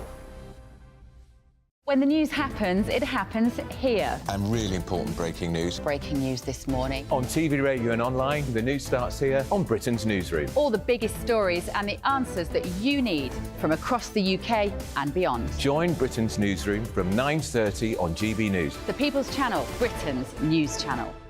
Join me, Patrick Christie's Monday to Friday, 3 till 6. We tackle the day's news agenda like you've never seen before. It's high tempo, high octane, the most controversial topics and the best guests. You will not be able to take your eyes and ears off it. I'm not afraid to ask the questions that you really want answered. 3 till 6 p.m, Monday to Friday on GB News, the People's Channel, Britain's news channel. People in Britain, they love free speech, but they also love fair play. I don't care if I'm speaking somebody from a trade union, from the Labour Party, somebody from the SNP. And I think the viewers like to see that actually we can challenge one another, but in a positive way. We think we ask the questions that people want to ask, and often we ask the questions that we wanted to ask in Parliament but never got the chance to ask. So join us every Saturday, 10 a.m. till noon on GB News, Britain's news channel. Hi, I'm Dan Wootton. You can watch me live on GB News Monday to Thursday from 9 p.m. And did you know that you can also watch and listen live on our website, gbnews.com? You'll always be up to date on the latest breaking news, as well as enjoying the best stories, opinions and shows. You can even join the debate under our live player as you're watching. So head straight to gbnews.com on TV, radio and online. GB News, Britain's news channel. It's all about family, being in people's living rooms, all the interaction and getting to know who our viewers and listeners are. When I was young, my dad used to say, Nana, stop arguing. I wanted an outlet that would enable me to give my opinion. People are going through a really hard time right now, and I know that you don't feel like you're being listened to by the establishment. I came to GB News because it's the People's Channel, and I want the audience to have their say on the events of the day. We're dynamic. We do something different. Democracy shows that the wisdom of the nation is in its people. I get to travel to find out what the story is from a personal perspective. The British people aren't fools. We know when we're not being told the full story. We've got to work out how Britain moves forward from this. It's the best country in the world. The establishment had their chance. Now we're here to represent your views. Britain's watching. Britain's watching. Britain's watching. We're proud to be GB News, The People's Channel, Britain's news channel.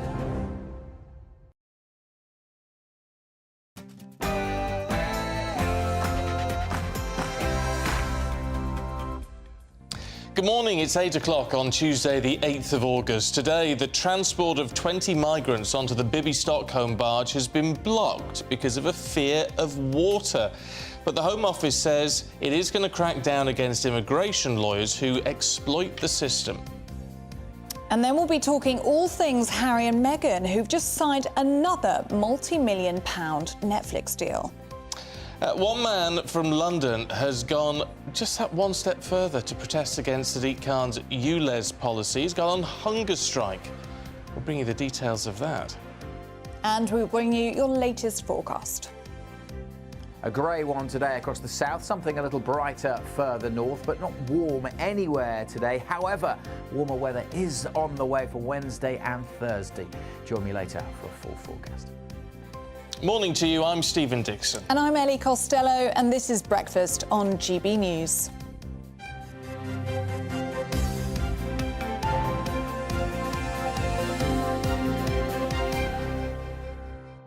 This whole heat pump issue has got you going because George Eustice, the former Environment Secretary, has called for the government to ditch its plans to get rid of oil heating that a lot of homes, particularly rural homes, use if they're not on like a gas supply or whatever.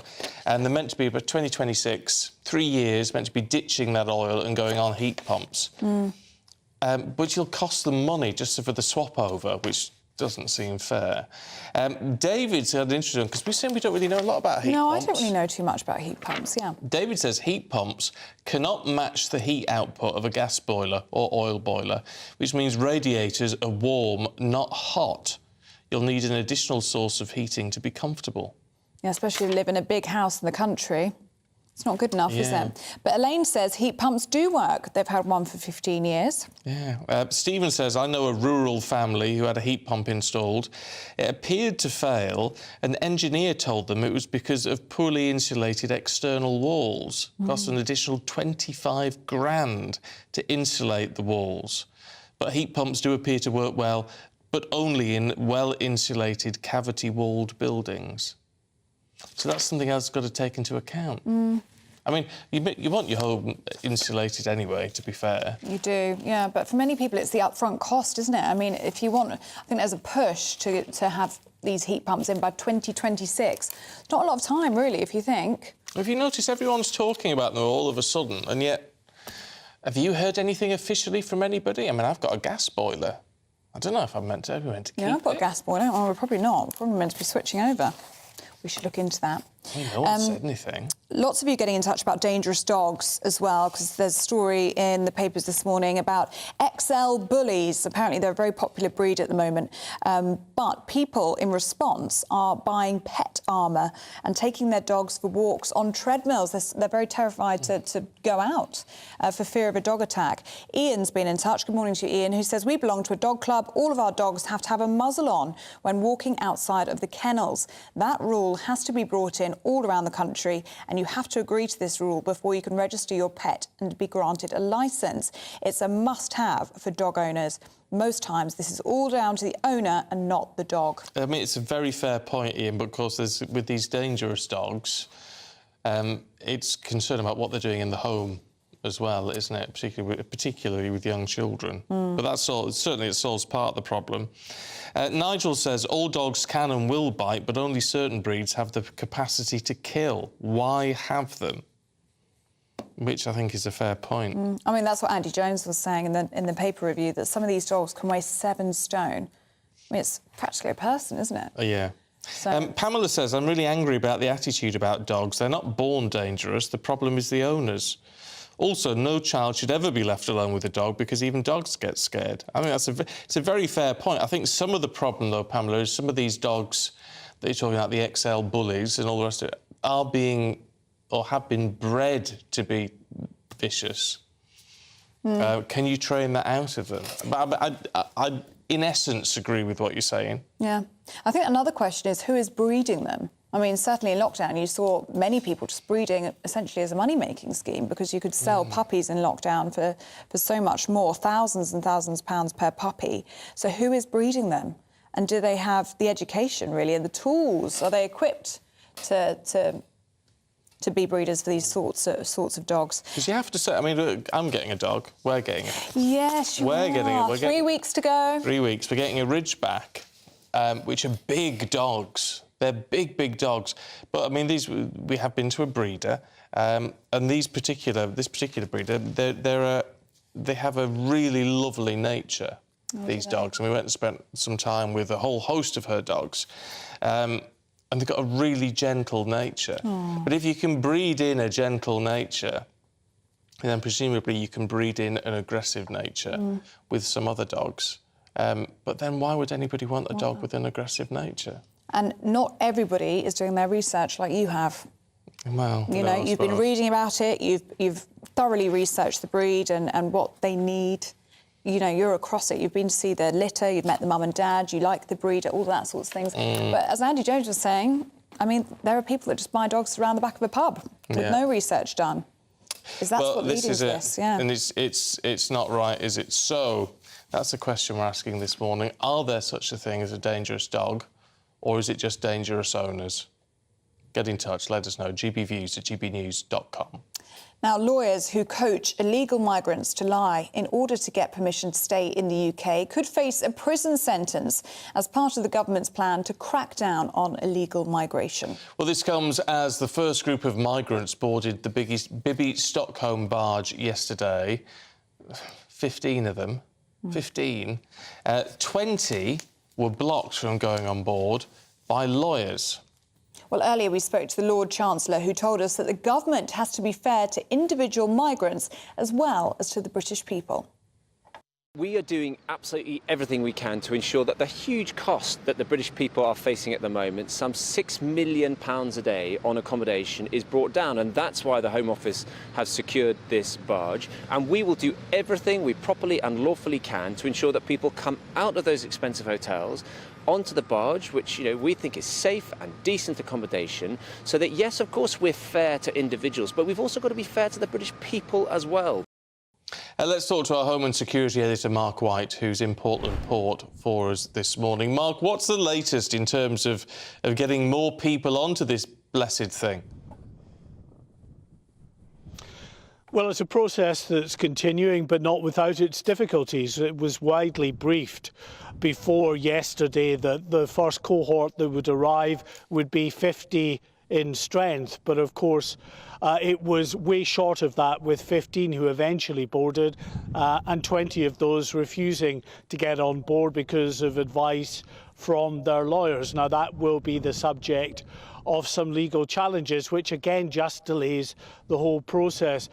We understand that the individuals who refused to get on yesterday for a variety of reasons that their lawyers suggested made them ineligible, and that it would be cruel and inhumane to put them on board this barge. It's understood that they have been sent further letters telling them that they need to get on board that barge by the end of today or face the prospect of the Home Office withdrawing support. Now, I'm not entirely sure what that means, because by law the Home Office cannot leave an individual, an asylum seeker, destitute and homeless. Whether they have some case in law because they've clearly offered them accommodation on the BB barge and that accommodation offer has not been accepted, I'm not sure. It would potentially have to be argued out in the court. But as I say, it just goes back in this perpetual sort of wheel that we seem to be just on all of the time. Every move that the government makes is subject to legal challenges by human rights groups, by lawyers, by representatives of these asylum seekers. And Mark, tell us more about, alongside this, the government wants to crack down on lawyers who are essentially crooked. This on the front page of the Daily Mail this morning, waging war on the crooked migration lawyers who are essentially helping people to claim asylum in this country. I think there's no doubt that in government circles and amongst those who support the government's plans to stop the boats, there is some real concern and a suspicion that there are groups who are helping these asylum seekers, channel migrants, to game the system effectively. And that's everything from the criminal gangs, the people smugglers who first offer their services to these people, to the charities in northern France, and then on this side of the channel to many of the legal representatives there as well. Now, they would argue, I am sure, that they are just doing the very best they can to help people in the most horrific of circumstances. But there is concern that some, at least, in helping those asylum seekers stand the best possible chance of being granted asylum in this country, may well be stepping over the line and crossing into illegality. And that's what this task force is about, made up of regulatory bodies, of law enforcement and of government departments, to look at just how deep-seated this problem amongst lawyers in particular might be. OK. Mark, for now, thanks very much indeed. Back to you a little bit later on. Let's talk to Portia, who's in Portland and is from the campaign group No to the Barge. Portia, good to see you this morning. Look, a lot of people will have some sympathy with your position, but others will say, well, is it NIMBYism? I mean, these people have got to go somewhere. I can see that argument, absolutely. And it is not just us that are facing this problem. There's little towns and cities all over the UK that are now in their own battles. So it's just, I don't think any of the British public should have to deal with this chaos, this incompetence from the government. So, yeah, it might be a bit of a case to not in my backyard, but I don't think it should be in anybody's backyard. The British public shouldn't have to pay for the incompetence of the immigration services over the last 10 years. And Portia, you've been campaigning about this in the past few weeks. What's your reaction to just 15 asylum seekers actually arriving on the barge yesterday? It looks like there's going to be legal challenges concerning the others. There were meant to be 50 coming onto that barge yesterday. What's your reaction to that news? And I understand that you didn't actually go down to the port yesterday to see those migrants head onto the barge. No, we didn't protest yesterday outside the port gates because we wanted to remind people that we're not actually protesting against human beings that have been trafficked here or been encouraged to come here by a shoddy government. We're not protesting those human beings. We are protesting the government, the port, the Dorset Council. We're protesting their plan. We're not going to try and get in the way or make things worse for the men that are arriving. There's been inconsistent information throughout this. So many changes, so many, yes, we're doing it, no, we're not. And now there's only 15 men on the barge when there's supposed to be 50. I think that says it all, really. Some of them don't want to come onto the barge. Some of them are being prevented from getting on the barge by human rights lawyers, and people just, the migrants are completely refusing to step foot on there. And I can't really blame them, to be honest. This is just, again, just the result of a really shoddy plan.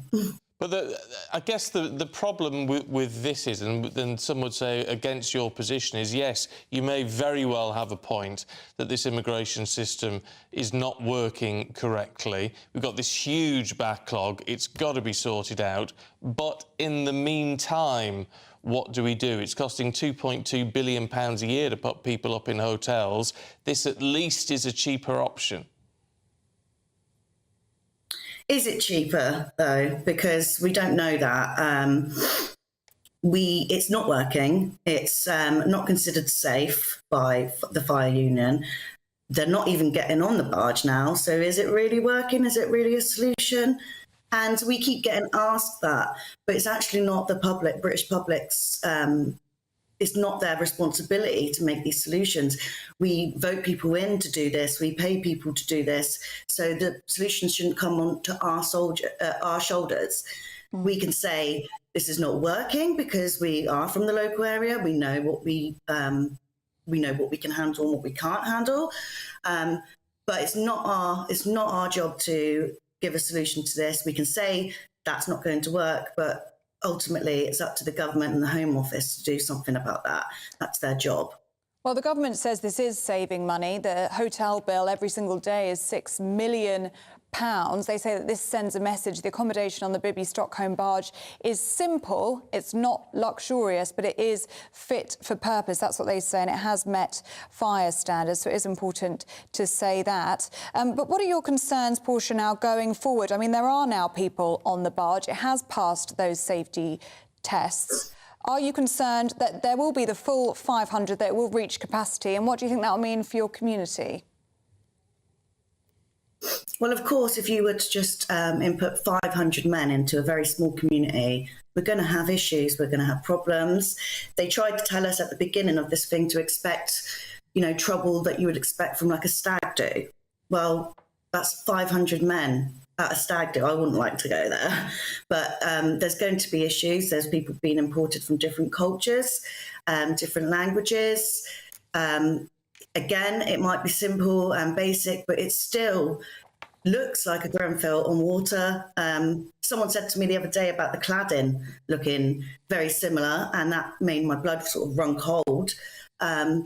So basically, I think it is just a cheap, easy way out that the government thought they could get away with by dumping onto our homes, not just our homes, all around the country. People have got this going on. And well, it's not acceptable. Basically, we weren't consultate. There was no consultation. We weren't warned or even asked about this. So it's actually a lack of democracy to even have this idea banned and about. OK, Portia, good to talk to you this morning. Thanks very much indeed. Well, yeah, you've got to have some sympathy. You've got to have some... I mean, look, would you want it on your doorstep? And in your community? No, I don't suppose you would, really. But what do you do? These people have got to go somewhere whilst the processing takes place. The speed of the processing is for the purposes of this, is a separate issue, isn't it? It's got to be done, it's got to be sped up, it's got to be sorted out. but in the meantime, what do you do? Yeah, I mean, the hotel bill is astronomical, isn't it? And that's what the government is aware of course, heading into an election. They want to offer a cheaper alternative.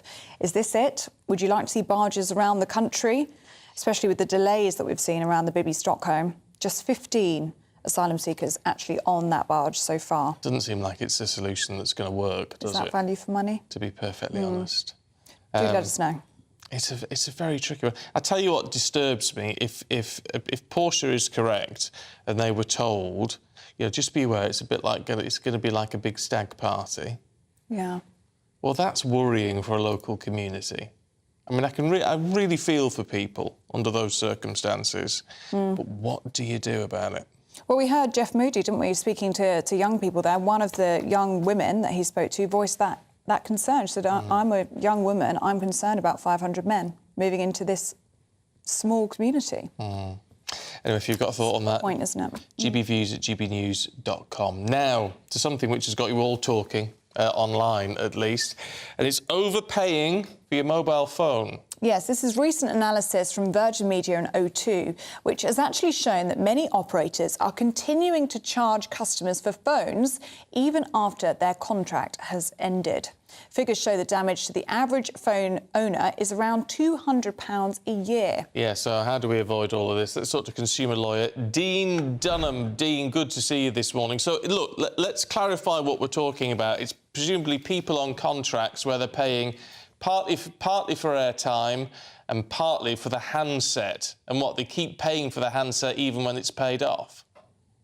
Yeah, that's absolutely right. So what happens is when you take out a bundled contract, it means that you've effectively loaned, sort of paying for the handset as well as the airtime. So the provider is giving you a loan to buy that handset, and you'll have a fixed period. Perhaps it might be 2 years. Now, what's happening here is that at the end of the 2-year period, you are carrying on paying for that handset unless you tell your provider that you want to stop, enter into a new tariff, a new contract, or you move away. And what Virgin Media O2 have discovered is that lots of people are just not doing that. They're not realising that they're at the end of the contract, or they're just not bothering to change it, obviously not realising that they're carrying on paying for that handset. So, Dean, how do we stop this from happening? I mean, people just need to be checking their phone contracts, don't they? Look, let's say this first. It's not all about us stopping this happening. Really, what should be happening here is that the regulator should be stopping this from happening. Ofcom, they should be stepping in saying, this is not fair, because we in this country, I tell consumers nearly every week, we've got some of the best consumer protection laws in the world.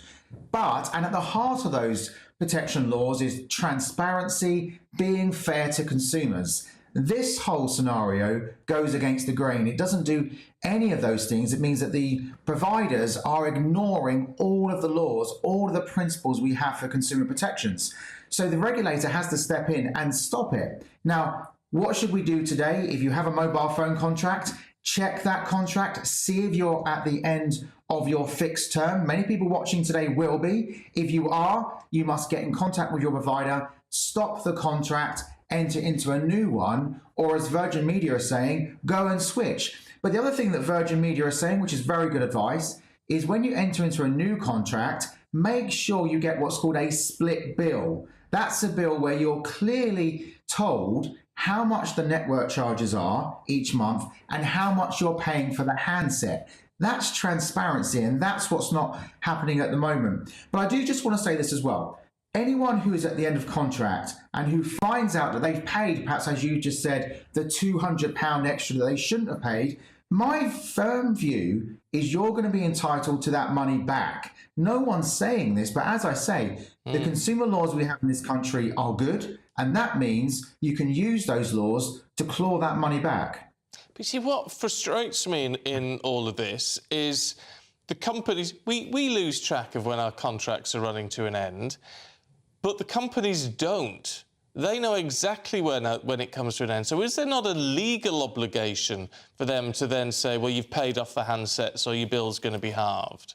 And if not, why not? Well, thankfully, there is now an obligation for the providers to tell you that you're coming to the end of contract. But what they don't have to do next is say, by the way, Mr. Smith, you've now come to the end of contract and you're paying for something that you already own. I mean, it astonishes me that they're allowed to do this. And my view is that if there was a test case that went through the courts, these providers would lose the case, because you cannot charge someone for something they've already paid for. I mean, imagine buying a car, reaching the end of your loan period and carrying on paying for the loan. It would never happen, and it shouldn't be happening here. No, no, it shouldn't. Dean Dunham, really good to talk to you this morning. Thanks very much indeed. Thank you. I mean, there was meant to be a crackdown on this years ago. Well, it's shocking that's still happening. I mean, it's terrible. That does remind me, I am coming to the end of my contract. In fact, I think it's already happened. Should probably look at my contract, take my own advice. I tell you what I do, and it's my trick to this, is I have a SIM-only contract. Do you? Or so you buy the handset outright? So when I change the handset, buy the handset outright. Now, the problem with that is, of course, that they cost upwards of £1,000 now. But if you go in for one of the big makes, you're looking at about £1,000. But you pay it in a lump sum. It doesn't cost you any less if you're on a contract, does it? It could be costing you more, but you've just got to pay it in one lump sum. But at least you avoid this. Take a leaf out of your book. You avoid this. Stephen's like my agony aunt. He just fixes all of my life problems. So maybe I'd do that next. I do try. Buy it outright. Save up, then you can buy a handset outright. Yeah, but if that's happened to you, do let us know. gbnews@gbnews.com. And if it has, try and get your money back, as Dean says. You're entitled to it, yeah. Yeah, absolutely. Look, don't go anywhere. We're going to have a check on the weather for you now with Alex. That warm feeling inside. From Boxed Boilers. Proud sponsors of weather on GB News. Morning, I'm Alex Deakin, and this is your latest weather update from the Met Office for GB News. It's going to get a bit warmer over the next few days, but still on the cool side today, with a north-south split. Dull and damp across the south. Rain and drizzle has been trickling in. A murky old start to the day around the coast of South Wales and southwest England. That rain and drizzle is heading up towards the Midlands, and things clouding over southeast England and East Anglia too, with some light rain trickling in here at times this afternoon. Northern England, Northern Ireland, southern central Scotland, mostly a fine day. Just a few showers in the far northeast, where it's still quite breezy. Temperatures still mostly below average for the time of year, struggling to reach 20 Celsius. Now, there will still be some of that rain around this evening across parts of the Midlands, East Anglia and the southeast. Could even be the odd heavier bit of rain for a time, but it does tend to ebb away, and most places will be clear with light winds across central and southern Scotland. Will be quite a chilly old night, actually. Temperatures well down into single figures in the countryside, and most places starting at 10 or 11 Celsius on Wednesday. But it is going to be a warmer day with a bit more sunshine around. We are going to see temperatures rising. Now, it will be quite cloudy, I suspect, tomorrow across Northern Ireland, with a little rain here, and quite murky again with mist and sea fog around the coasts further west. But many central and eastern areas will see some sunshine, and we are going to start to see temperatures rising as well, more widely over 20 Celsius on Wednesday, and warmer still on Thursday. That warm feeling inside. From Boxed Boilers. Proud sponsors of weather on GB News.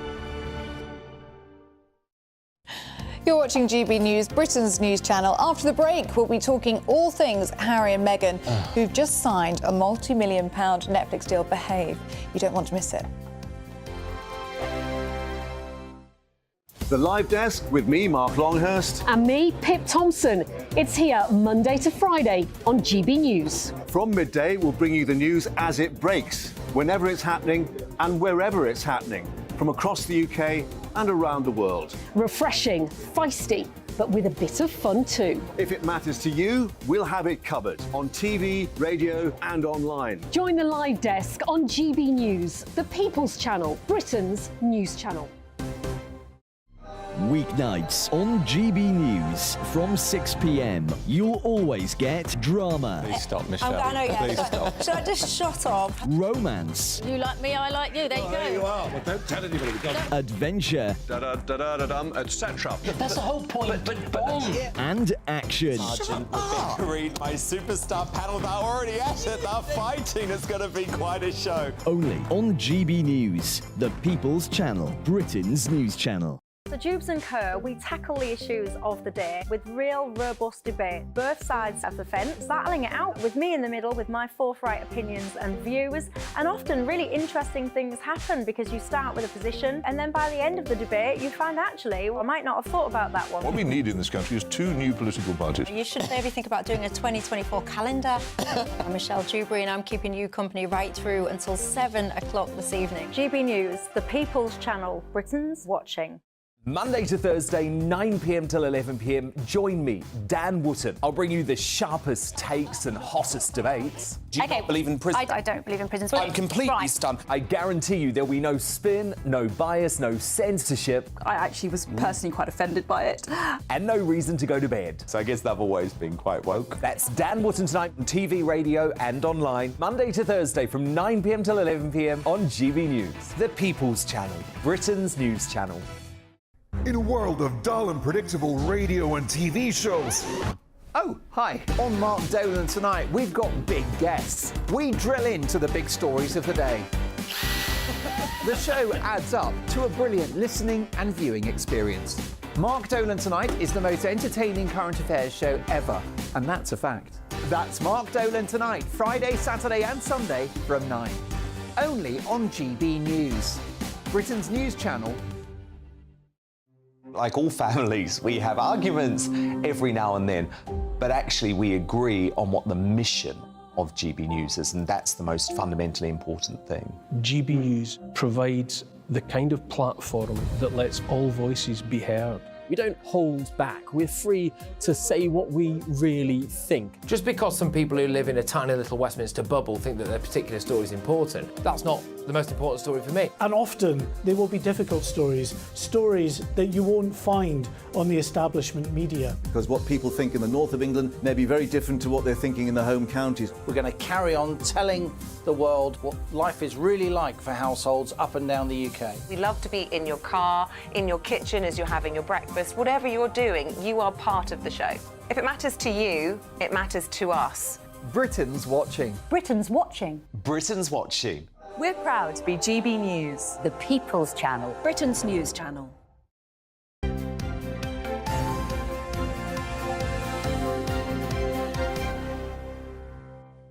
Very nearly 8:30, still to come. One man has gone on a hunger strike over the London Mayor's ULEZ, ultra-low emission zone expansion scheme, and says he won't eat for a week. Later in the programme, we'll be joined by cage fighter Alex Reid. That's not him. That's Elon Musk, but it is all related because he's going to talk us through that much anticipated fight between two tech giants, Elon Musk and Mark Zuckerberg. It's not going to happen, is it? Well, at the end of the month, I think the 26th of August is in the diary. Whether it happens or not, I don't know. Yeah. Anyway, send your thoughts through gbviews@gbnews.com.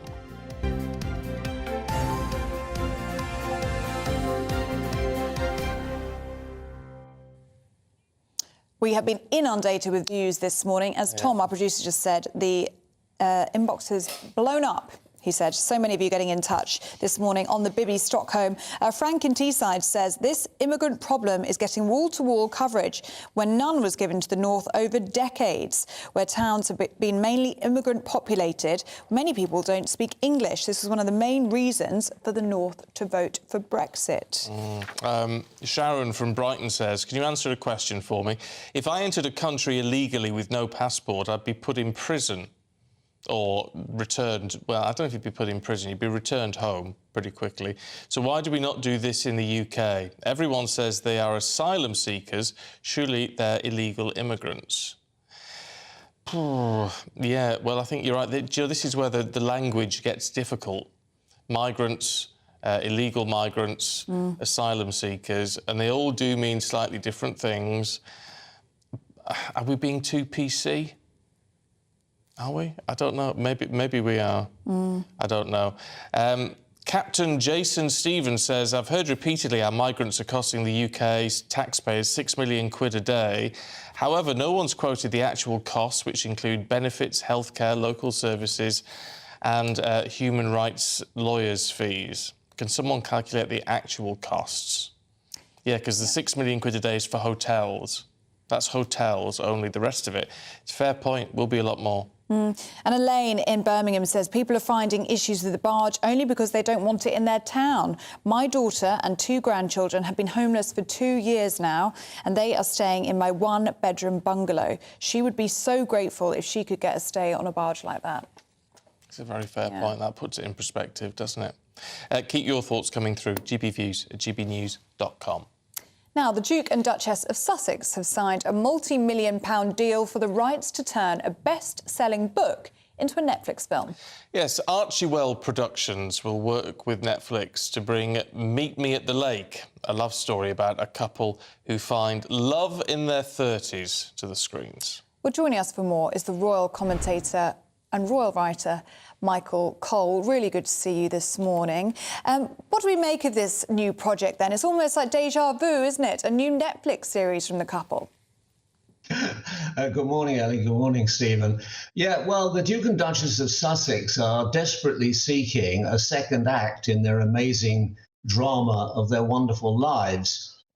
They've bashed the institution of monarchy and almost everyone in it. That's old hat now. That's yesterday's news. So they've got to come out of a new box. And that's very important in Hollywood. So they cast themselves, and there they are in all their loveliness, as film producers. They bought this book, Meet Me at the Lake, and as you say, there are echoes of their own lives in it. 2 people in their 30s meet and fall in love. They both had traumatic childhoods. One of them has lost a mother in a car crash. There's talk of postnatal depression, which I think Meghan suffered from, and there's talk of drug use. And of course, you can't read Spare, the autobiography of the Duke of Sussex, without references to smoking weed and using hallucinatory substances and sniffing cocaine. So it's all there. I mean, nobody has ever accused Prince Harry of being a great reader, so I imagine it was his wife who fastened upon this book, which was written by a journalist turned author who lives in Toronto, where, of course, the Duchess used to live when she was in Suits. And there's the book, there's the cover of it. It did sell very well, but they've paid quite a large sum, £3 million, for the film rights of this story. Now, of course, it could be a great worldwide smash like Love Story in 1970. You remember that film? None of you were probably born or taking notice then, but I remember it. Or it may be a turkey. And people in Hollywood will tell us which one it is. But obviously they need a new act. They need something new. They're going to be behind the camera, not in front of it. And we shall just have to see. Is this the new Gone with the Wind, or is it not? Look, I don't know much about film production, Michael, I've got to be honest. But have they got the... I mean, has Archewell Productions got the facilities, the wherewithal to actually make a movie? I think it's an extremely good question. I mean, here are these 2 young people just getting into their 40s, almost, with the princess younger than his wife, and they're casting themselves as Darryl F. Zanuck or Louis B. Mayer or Sam Goldwyn, the great producers of the past. There is a skill. I imagine, having spent so many years, I think it was about 7 on Suits, the Duchess will know a little bit about film production, but is that enough? And of course, also the book features steamy sex, we are told. Well, there was a bit of that in Suits.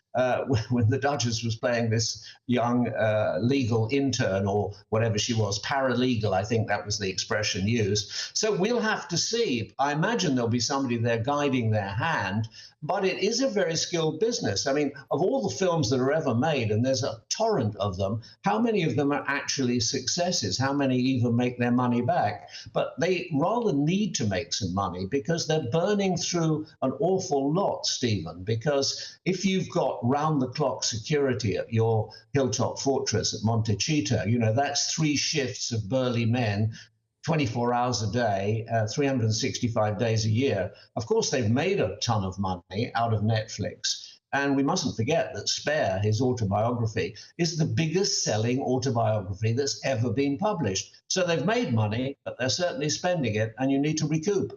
Yeah, you do indeed. Michael, good to see you. Thank you very much. Well, they do need to find a new path, don't they? So perhaps this is it, film production. As we say, we'll have to wait and see. Do stay with us, though, because we're going to be talking about a man in Uxbridge who's decided to go on hunger strike over the ultra-low emission zone in London. That's next on Breakfast, so don't go anywhere. What you get for breakfast is something that, if we do our jobs right, you will wake up to news that you didn't know the night before. It's a conversation. It's not just me and Eamonn. We want to get to know you, and we want you to get to know us. From 6, it's Breakfast with Eamonn and Isabel. Monday to Thursdays on GB News. Britain's news channel. Westminster is going around in ever-decreasing circles, followed by the media. Britain is broken. How on earth did we get into this mess? But more importantly, how do we get out of it? Join me at 7 p.m, Monday to Thursdays on Farage, here on GB News. We will have open, rational debate. We've got to work out how Britain moves forward from this. Join us here on GB News, the People's Channel. Britain is watching.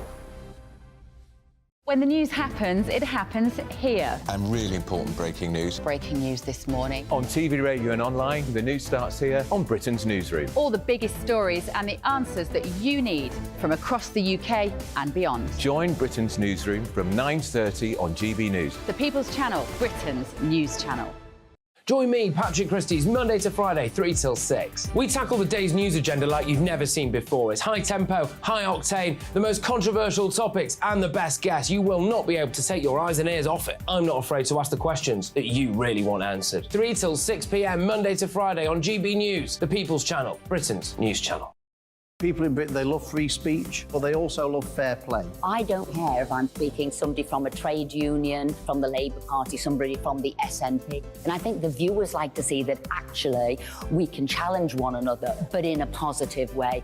We think we ask the questions that people want to ask, and often we ask the questions that we wanted to ask in Parliament but never got the chance to ask. So join us every Saturday, 10 a.m. till noon on GB News, Britain's news channel. Hi, I'm Dan Wootton. You can watch me live on GB News Monday to Thursday from 9 p.m. And did you know that you can also watch and listen live on our website, gbnews.com? You'll always be up to date on the latest breaking news, as well as enjoying the best stories, opinions and shows. You can even join the debate under our live player as you're watching. So head straight to gbnews.com on TV, radio and online. GB News, Britain's news channel. It's all about family, being in people's living rooms, all the interaction and getting to know who our viewers and listeners are. When I was young, my dad used to say, "Nana, stop arguing." I wanted an outlet that would enable me to give my opinion.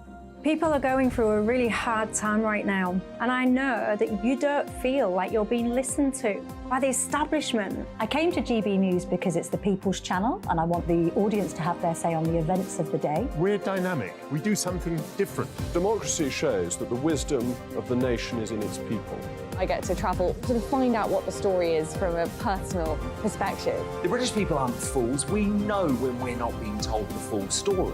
We've got to work out how Britain moves forward from this. It's the best country in the world. The establishment had their chance. Now we're here to represent your views. Britain's watching. Britain's watching. Britain's watching.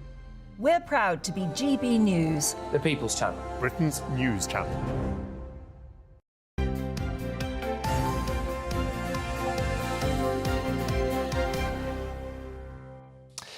Let's go through the papers this morning with TV personality Nicola McLean and boring old writer Andy Jones. Morning, you two. Morning. I can't compete with Nicola. Well, no, of course you can't. Why would I even try? Well, there's no point. Literally no point. But we will start with you, Andy, as a consolation prize. The Times says Zoom wants its staff back at the office. Yeah, Zoom doom and gloom for Zoom staff. So Zoom, the video messaging service, which we've all been using since the old work-from-home days. Live on it, don't we? Well, sadly, yeah. And they've announced that all of their staff, far from using Zoom to work, are actually going to work 2 days in the office.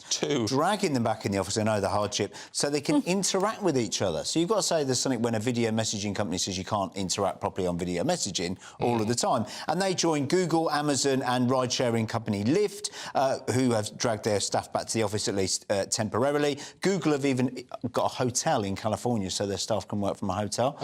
They even advertise it as roll out of bed, come downstairs, have breakfast and then go to work. Easy for some, isn't it? I mean, it's great that we're able to work in your living room, made the GB News studio look exactly like your home so you can both work. Well, this is just where we live. Might as well, yeah. Sleep under the desk. Good to. Yeah. Good to. Look, it makes absolutely... You cannot live... There's advantages to Zoom, right, or any video conferencing. There are advantages. It is useful. But we need people. We need to mix, don't we? Totally agree. And also, don't you find with Zoom, like, there's a delay, so you end up speaking over people, and it's like, is it my turn to speak? Is it your turn to speak? It all becomes a bit awkward. So I'm definitely one for coming in, for sure, rather than doing it over. Yeah, I find in-person conversations so much easier than Zoom. It's so awkward, that awkward start at a meeting when you've got to do the small talk before you can actually get into the business. I mean, even Zoom, I think, if they want their staff back in the office, even they know that video messaging isn't quite up to par. And also, you know, even like doing this, you know, if I've done Zoom debates over, you know, for shows like this, and it's like, you know, you can read people's faces. Yeah. I know if you guys need me to shut up, you know, because I can see by the look, you know. Do you know what I mean? Over Zoom, you can't read people. So I think, you know, yes, it serves a purpose, but it's so much nicer to be with people, isn't it? You've just reminded me, actually, that I've got a video conference tonight, one tomorrow night and one on Thursday night. You're a packed diary. Demand. But I've forgotten about that. There's a big demand. There's a big trade-off for these companies, isn't there? Because an official study released a couple of months ago said that there's a 10% drop in productivity with staff, 10% drop in sort of output. However, a lot of these companies will say, yes, it's a 10% drop in output, but they're saving on office rent, they're saving on security, they're saving on heating bills, and a cost of living crisis, it's certainly cheaper to have them working from home. OK, let's hear it for the girls in the Sun, Nicola. Yeah, so this will be an unpopular opinion from me, I think. So the Sun has the girls on the front page, quite rightly so. But the problem for me is the headline. Lionesses show lions how to do it. And I think it's really sexist how we're trying to fight for equality, but if the headline was the other way and it was the lions show the lionesses how to do it, it would be uproar. And this is where... Pardon the pun, yeah. And, well, there you go. And this is where I have a problem with the, you know, women's football. Absolutely unbelievable. They've made it through to the quarterfinals and good for them, and it's all brilliant. But, you know, Laura James getting a red card for standing on the back of one of the Nigeria players, you know, if that would have been one of the... Lions, that would have been front page and they would be berated. I just think that it's, you know, the women and the men are being treated totally different, and it's bothering me, really bothering me. You know, the women want the same pay, the women footballers want the same pay as the men, but they don't generate the same income as the men because they're not getting the amount of shirt sales, they're not getting the amount of, you know, spectators there. So I think we need to keep it a bit more in perspective. And you know, yes, it's unbelievable what they're doing, and I'm all for it. Yeah. But I just don't like the fact that, you know, we're running down the men to make the women seem better, because if it was the other way around, it would be... Yeah, but then to be fair to the Lionesses, they're not on an equal playing field here, again, pardon the pun, because they don't have the same sort of attention, they don't have the same sort of viewership, they're not getting the same merchandise sales. So, I mean, they can't be compared to the men, that they're not even in the same... But they are being. So you're right. You're completely right. But they are being. So they are being compared. So basically, what the papers are trying to say is, oh my God, the girls are better than the boys. You can't compare them. It's not the same thing. And I will get a lot of hate for that. And I'm happy to do it because, yes, exactly what you've just said there. They're not on an equal playing field because it's different. Well, they can't be compared, really. I think you'd make a good point. I think it's a fair point that Nicola makes. I think that you don't improve the women's game by attacking the men's game, especially when the men's team aren't even playing at the moment and they shouldn't even be mentioned in the story. Yeah. I think the difficulty the women's game has, regardless of how much we promote it, is there's so much baked-in tribalism already when you're a men's football supporter. If you're a Manchester United football supporter, you're already watching 3-4 games a week. You don't have time to watch the women's game on top of that. And so it's a very saturated market. And I think the disappointing thing for women's football is this great opportunity with the World Cup. They haven't had the audience figures they wanted. They haven't had the sponsorship figures they wanted. They haven't had the TV licensing figures they wanted. Let's just have a quick look, Andy, at... I saw this street. No, the busker. Oh yeah, I thought the busker was a bit more interesting story. So, a street cat named Bob. Do you remember this book? It was I do remember this. It was a film as well, wasn't it? Absolutely. So it was a real touchy-feely story of a heroin addict whose life was saved by a cat called Bob. He was a busker. A real-life story, true story, and he was picked up by the Islington Tribune, which is a local newspaper local newspaper. They wrote a story about him. It was turned into a book, which was turned into a film. Everyone knew about James Bowen and the street cat named Bob. It made James Bowen, who was the busker, whose life he said was saved by this carrotsful cat that we all fell in love with, £1 million. He bought £500,000 house, which is called the house that Bob built. Yeah. And now he's saying because of the mortgage crisis, mortgage rates shot through the roof. He now can't afford to own this home any longer, and he's doing a money-raising campaign for online financial assistance. But he got £1 million. He spent. Why has he got a mortgage? Well, quite. Who'd give him a mortgage? He didn't have a job. There were several of these Bob series books for kids, films, etc., etc. And you do wonder where the rest of this money has gone. Bob, if you want an update on Bob, tragically was killed in a road accident. Oh, that is tragic. Which is very sad.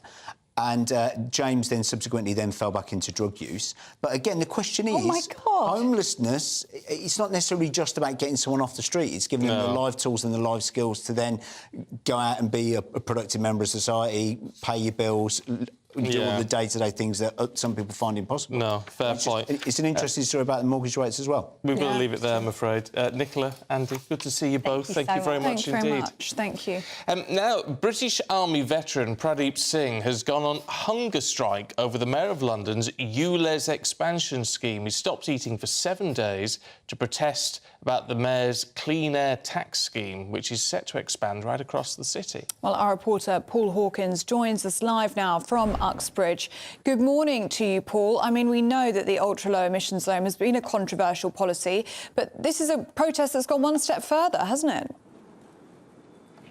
Yeah, it has. We'll talk to the protesters in just a moment. Just a quick reminder, though, ULEZ ultra-low emission zone. It's the area in central London for high-polluting, where high-polluting vehicles are charged £12.50 a day to enter, and the Mayor, from August the 29th, despite a court challenge, a High Court challenge, will extend it. It is controversial, as you say, some saying that it cost Labour a by-election victory here in Uxbridge. Pradeep Singh is the man who's on a hunger strike at the moment. It's day 2. Let's find out how it's going. Pradeep, thanks for speaking to us. Really appreciate it. Thanks for speaking to GB News. No, don't move for us. It's day 2. First of all, how was last night? It was your first night, right?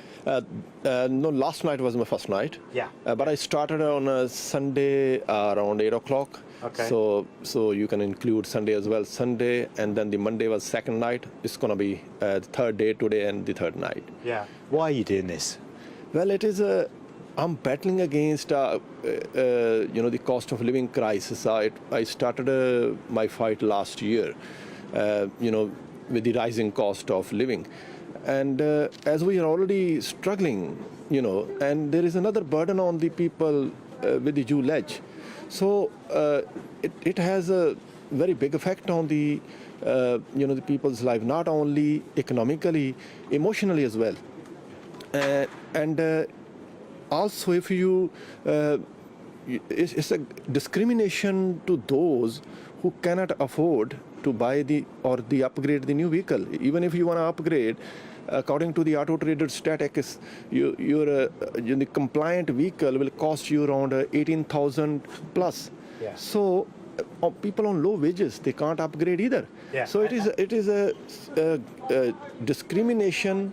And this is what I'm battling. This is what I'm fighting against. And you're a taxi driver, right? And so that it would have a direct impact on your business, you're saying? Yes, I cannot drive the registered vehicle I have at the moment just because of the ULEZ, because I can't enter into this area. It is before September 2015.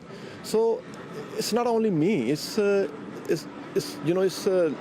lot of people are into the whether I live in Reading. Yeah. I don't live in this area, but I come... Which means you wouldn't be eligible for the extended scrappage scheme because you live outside London. Yeah, I live outside London. I'm not eligible for that scheme either. Even those who are living here, not all of them are eligible for that scheme. Okay. So it has a direct impact on me. And as I said, a man is a social animal. We are living in a society. Okay. It's not about yourself only. Okay. All right. The society's problem is your problem. We'll leave you to get back to it, but I know we're going to check in on you later this morning, OK? Thanks for speaking to us on GB News Breakfast. Thank you very much. Thank you very much. I mentioned the scrappage scheme there, the extended... We'll just step outside the tent. I mentioned the extended scrappage scheme there, by the way. The Mayor says that all vehicles will be eligible for that are non-ULEZ compliant, £2,000 replacement, and for motorbikes it's £1,000. And in a statement he said he's always been clear that expanding ULEZ to the whole of London was a difficult decision and not one he took lightly, but it's a decision he remains committed to seeing through. He's not prepared to step back, delay or water down this policy, which will not only save lives and protect children's lungs by cleaning up our polluted air, but help us to fight the climate crisis. OK, Paul, thank you so much for bringing us that story from Uxbridge. Wow. OK, let's get a check on the weather for you this morning. Here's Alex. Looks like things are heating up. Boxed boilers, proud sponsors of weather on GB News.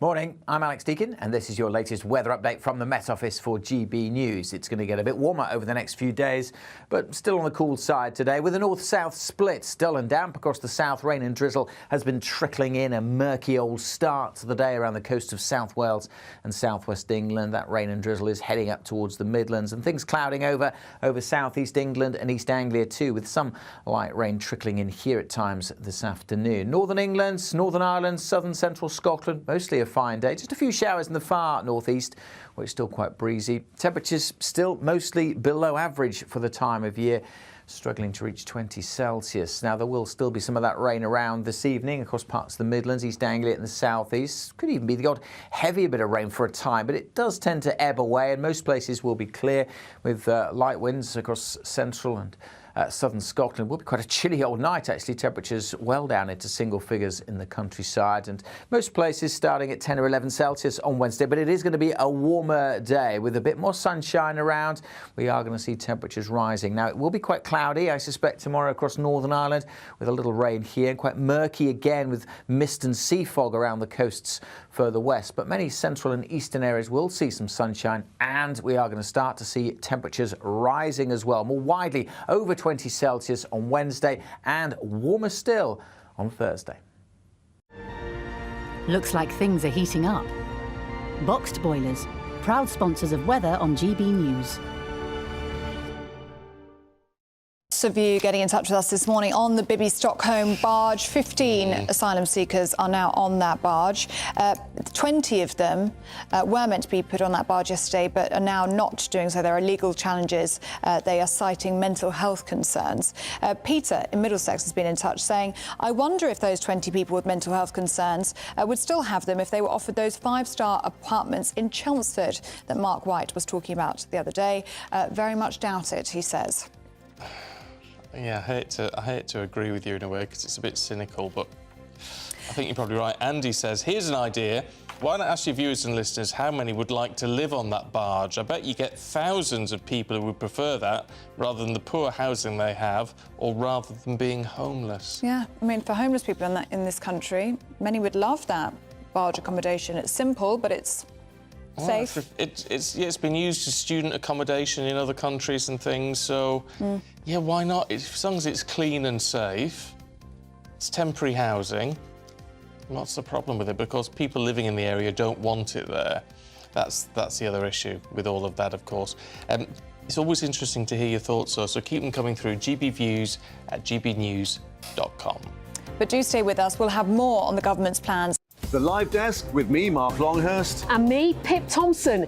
It's here Monday to Friday on GB News. From midday, we'll bring you the news as it breaks, whenever it's happening and wherever it's happening, from across the UK and around the world. Refreshing, feisty, but with a bit of fun too. If it matters to you, we'll have it covered on TV, radio and online. Join the Live Desk on GB News, the People's Channel, Britain's news channel.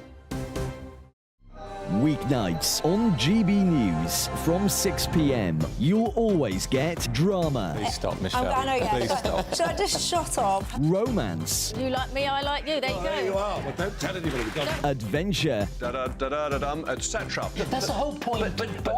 And action. Sergeant, the big green, my superstar panel, they're already at it. They're fighting. It's going to be quite a show. Only on GB News, the People's Channel, Britain's news channel. So Jubes and Co, we tackle the issues of the day with real robust debate, both sides of the fence, battling it out with me in the middle with my forthright opinions and views, and often really interesting things happen because you start with a position and then by the end of the debate you find actually, well, I might not have thought about that one. What we need in this country is 2 new political parties. You should maybe think about doing a 2024 calendar. I'm Michelle Dewberry and I'm keeping you company right through until 7 o'clock this evening. GB News, the People's Channel, Britain's watching. Monday to Thursday, 9 p.m. till 11 p.m. Join me, Dan Wootton. I'll bring you the sharpest takes and hottest debates. Do you not believe in prison? I don't believe in prisons. I'm completely stunned. I guarantee you there'll be no spin, no bias, no censorship. I actually was personally quite offended by it. And no reason to go to bed. So I guess they've always been quite woke. That's Dan Wootton tonight on TV, radio and online. Monday to Thursday from 9 p.m. till 11 p.m. on GB News. The People's Channel, Britain's news channel. In a world of dull and predictable radio and TV shows. Oh, hi. On Mark Dolan tonight, we've got big guests. We drill into the big stories of the day.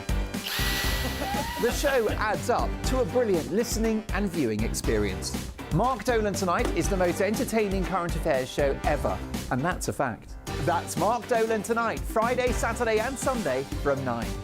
Only on GB News, Britain's news channel.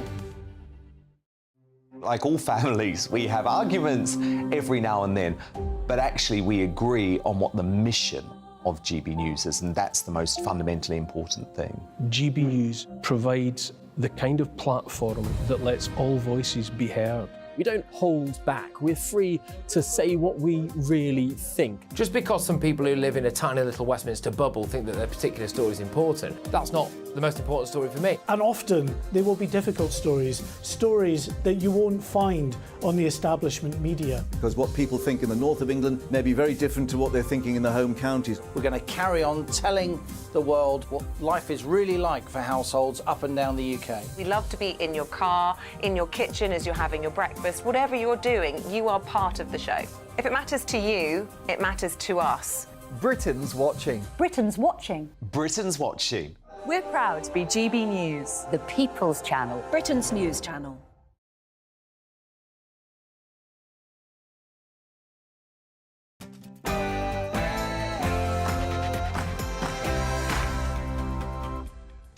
Good morning to you. It's 9 o'clock on Tuesday, the 8th of August. Today, the transport of 20 migrants onto the Bibby Stockholm barge has been blocked because some of them had a fear of water.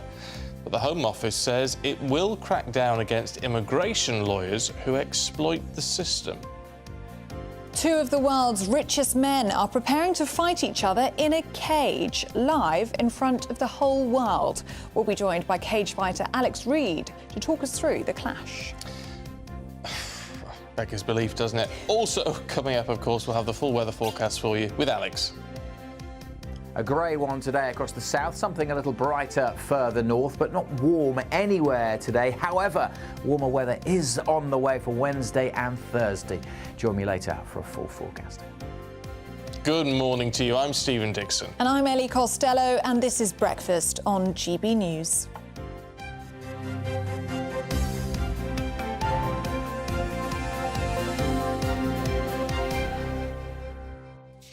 We had a little debate earlier on about a baby boom.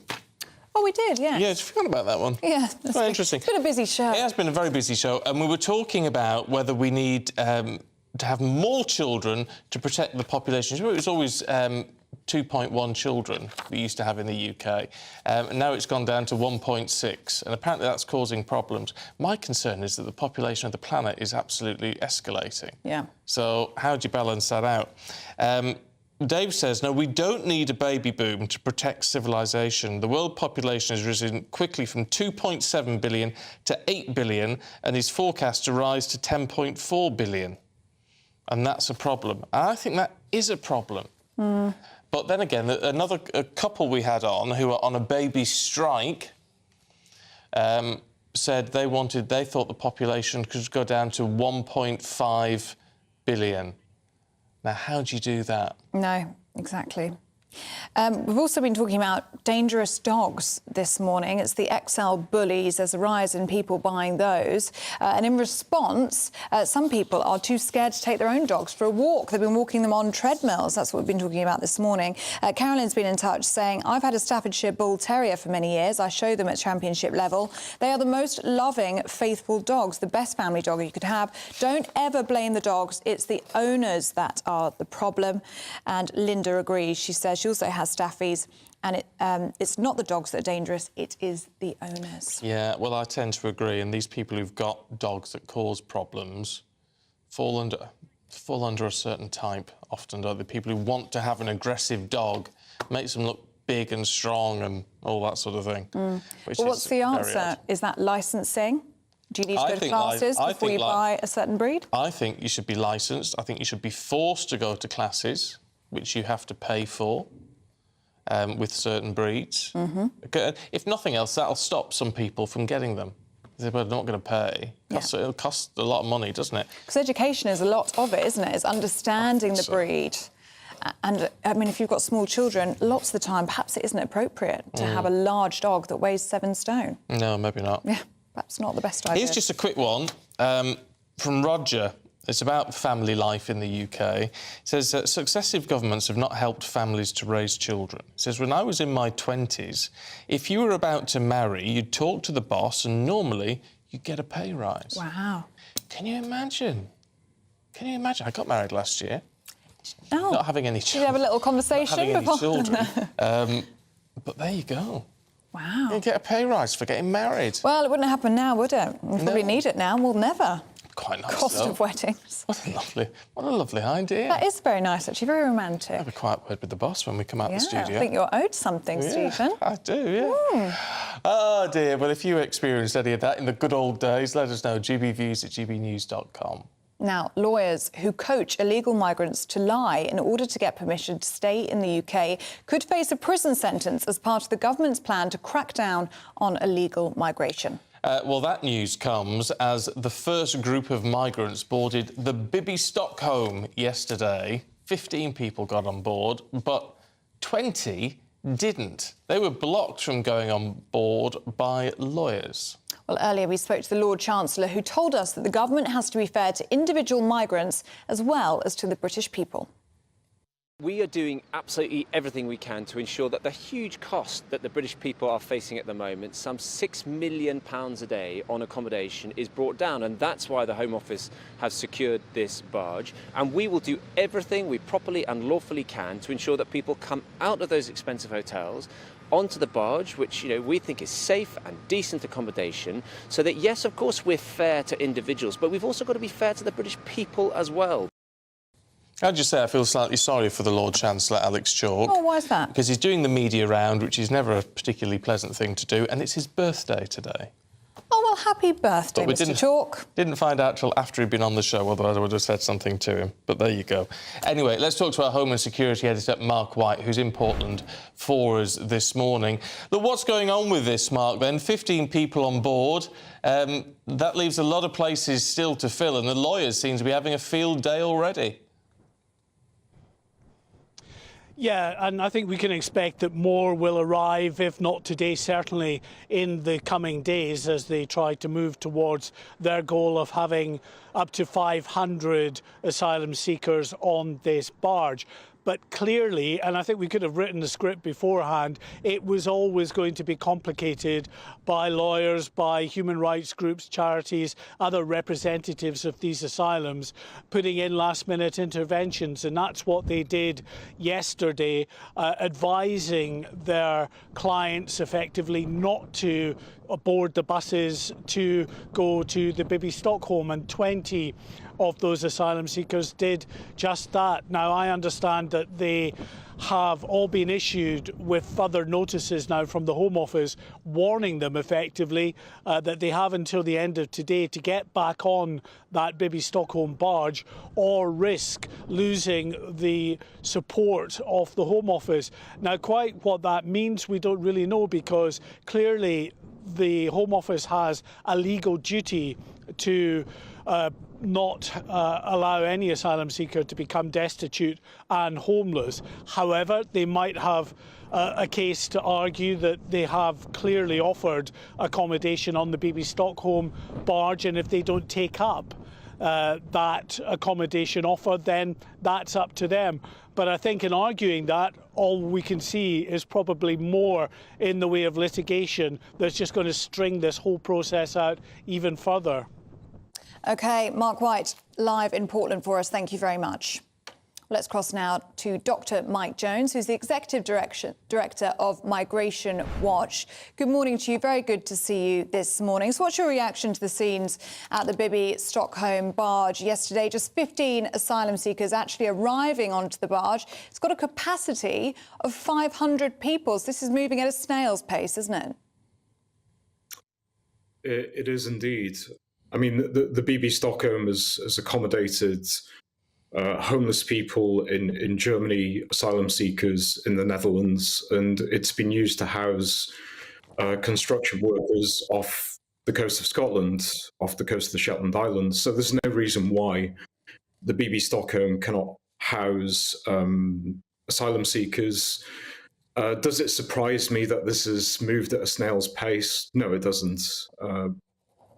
We live in a legalistic culture. There's a culture of litigation. And, you know, these challenges are always going to be mounted. And, you know, clearly I agree with the government that we should be housing asylum seekers in these alternative means of accommodation. But at the end of the day, it's just about optics. It's a publicity stunt. But there is an issue here, Mike, isn't there? And it's not to say that all lawyers are doing a bad thing, because obviously that isn't the case. But you get these objections brought up, and then everything grinds to a halt. Does the whole legal system here around what can be blocked and what can't need to be tightened up? I think so, yes.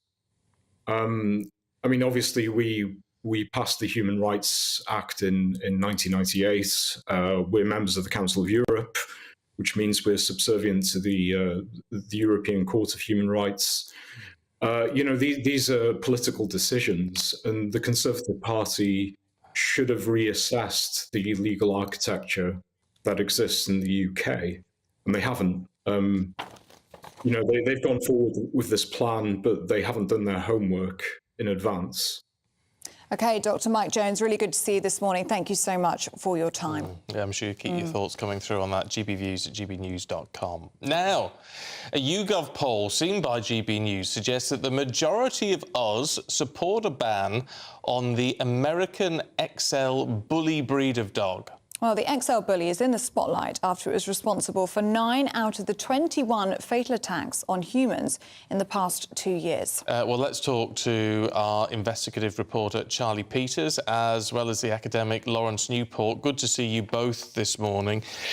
Charlie, what do we know about all of this and the scandal, really, of what is going on with some of these dogs? Well, we know that has been a significant rise in attacks in the last few years. Since 2018, we've seen a rise from 16,000 annual attacks to 22,000 reported last year. I mean, I also know that the government is concerned about this. Chris Philip, the policing minister, said to LBC recently that while only representing a small portion, a tiny fraction, he said, of the overall number of dogs, the XL bully breed is responsible for almost half of the dogs captured by the police. So clearly a vast kind of overrepresentation of issues with the police. However, we also have reports from the Mirror last week that the government isn't intending to act. And so the Environment Minister, Lord Benyon, told the Lords that they had no plans to add the dog to the Dangerous Dogs Act of 1991, which would see breeding outlawed.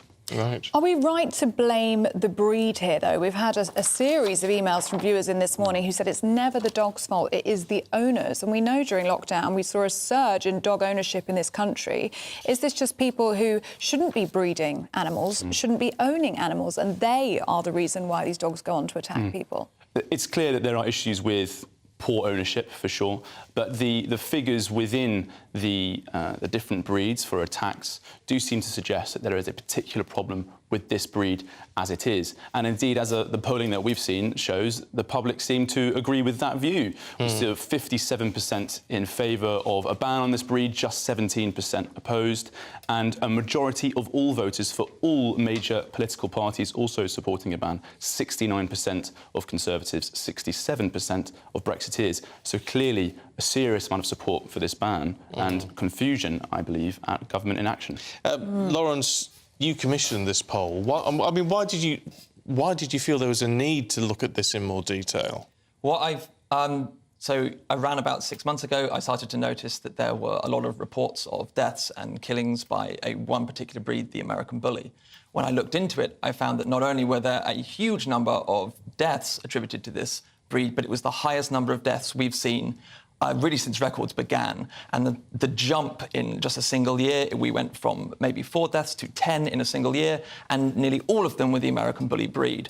Similarly, attacks have dramatically increased, and I really wanted to see, is the British public also cognizant of this? Is this something which they also see and think, why is this happening and why hasn't the government acted? I always think it's interesting talking to academics because you delve into the bits and bobs that the rest of us don't think of. Do we know why it is becoming... It might only be a very small percentage of dogs in this country, but why are people wanting it in the first place? I don't know. I think there are many trends in dog breeds, and it is advertised as a good family-friendly dog.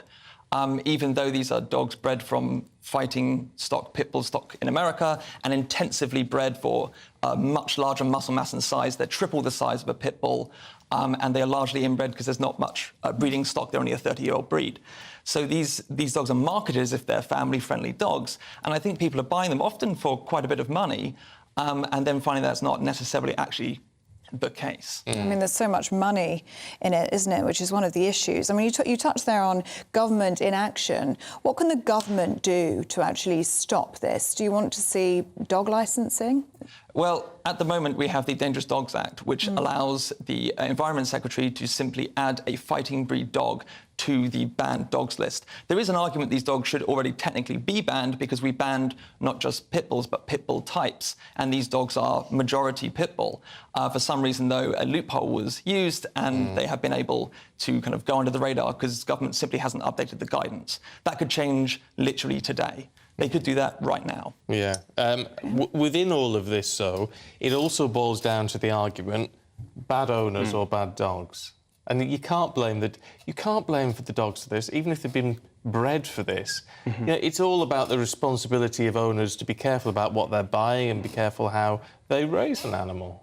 But, you know, dogs are bred for certain traits. And we know that, you know, a terrier is bred to retrieve, but an American Bully XL, what do you think that's bred for? The clue's sort of in the name. And I think a lot of people, especially those who have had their pets, and it's not just humans who have been hurt by this, obviously it's pets as well that get mauled by them, are saying, why should we be forced to run the risk due to other people's dogs? Yeah, well, look, fascinating to talk to you both. Charlie and Lawrence Newport, thank you very much indeed. If you've got a view on that, get in touch, gbviews, gbnews.com.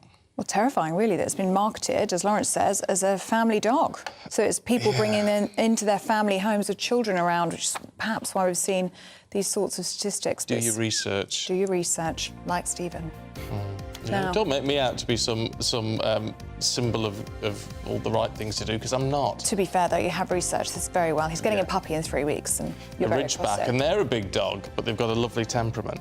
So there you go. Important to do your research, so make sure you do that. Now, as you might have heard, 2 of the world's richest men are preparing to fight each other in a cage live in front of the whole world. Well, we've got a cage fighter who we're going to talk to in just a second to break it all down for us. Why is the key question? Stay with us on GB News.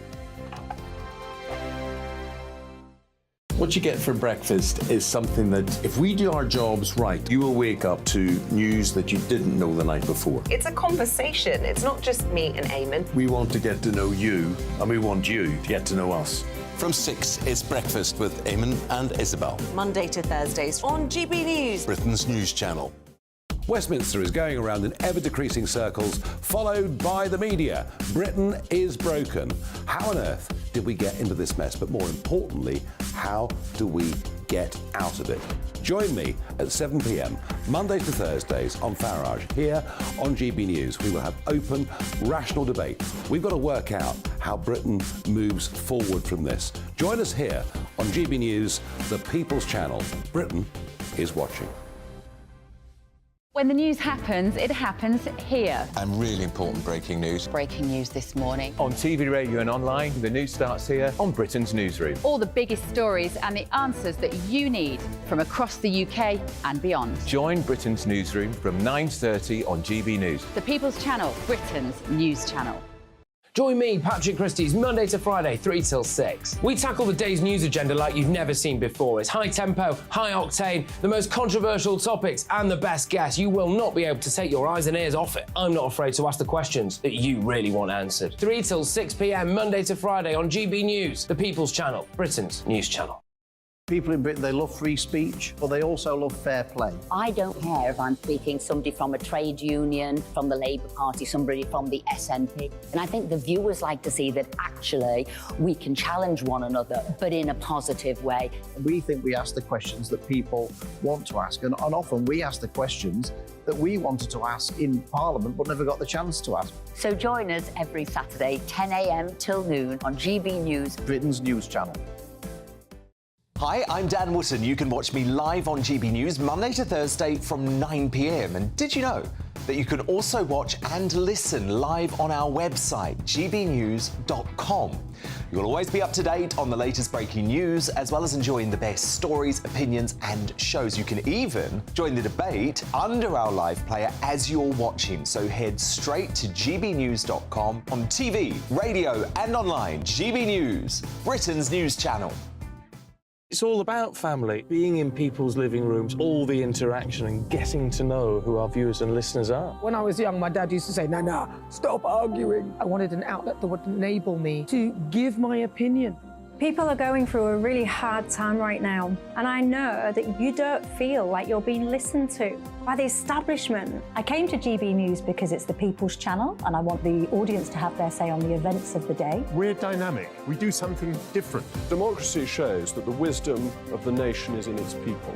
I get to travel to find out what the story is from a personal perspective. The British people aren't fools. We know when we're not being told the full story. We've got to work out how Britain moves forward from this. Is the best country in the world. The establishment had their chance. Now we're here to represent your views. Britain's watching. Britain's watching. Britain's watching. We're proud to be GB News, the People's Channel, Britain's news channel.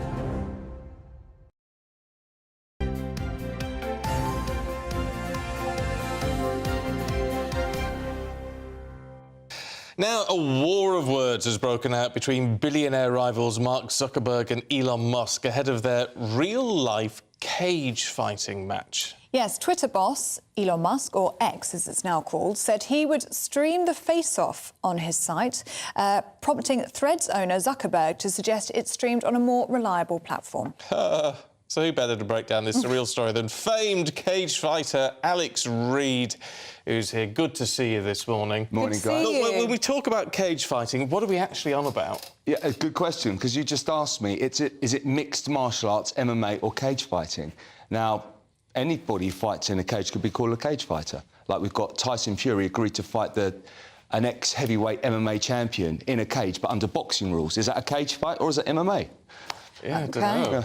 Guys, have you ever watched an MMA fight? I haven't, no. No, can't say I have. Have you ever been in a fight? No. Also no. Oh, come on, not with this face, come on. But you do know who Mark Zuckerberg and Elon Musk are. And I would say this has to be the biggest fight in the history of modern society. Do you think? Yeah. I mean, it's not like David and Goliath, but everybody's going to be talking about it. It's going to be streamed everywhere. This is a big deal. But do you think it will actually happen? I actually think it will. I think it will. I look at.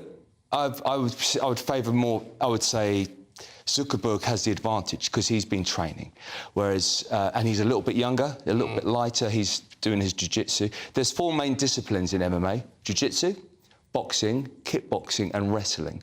So Zuckerberg's already got an advantage. Whereas Musk has just started training and he doesn't seem like he's taking it too seriously. Yeah. But I like him because he's like me, a bit older, and we still got something in us, this old guy.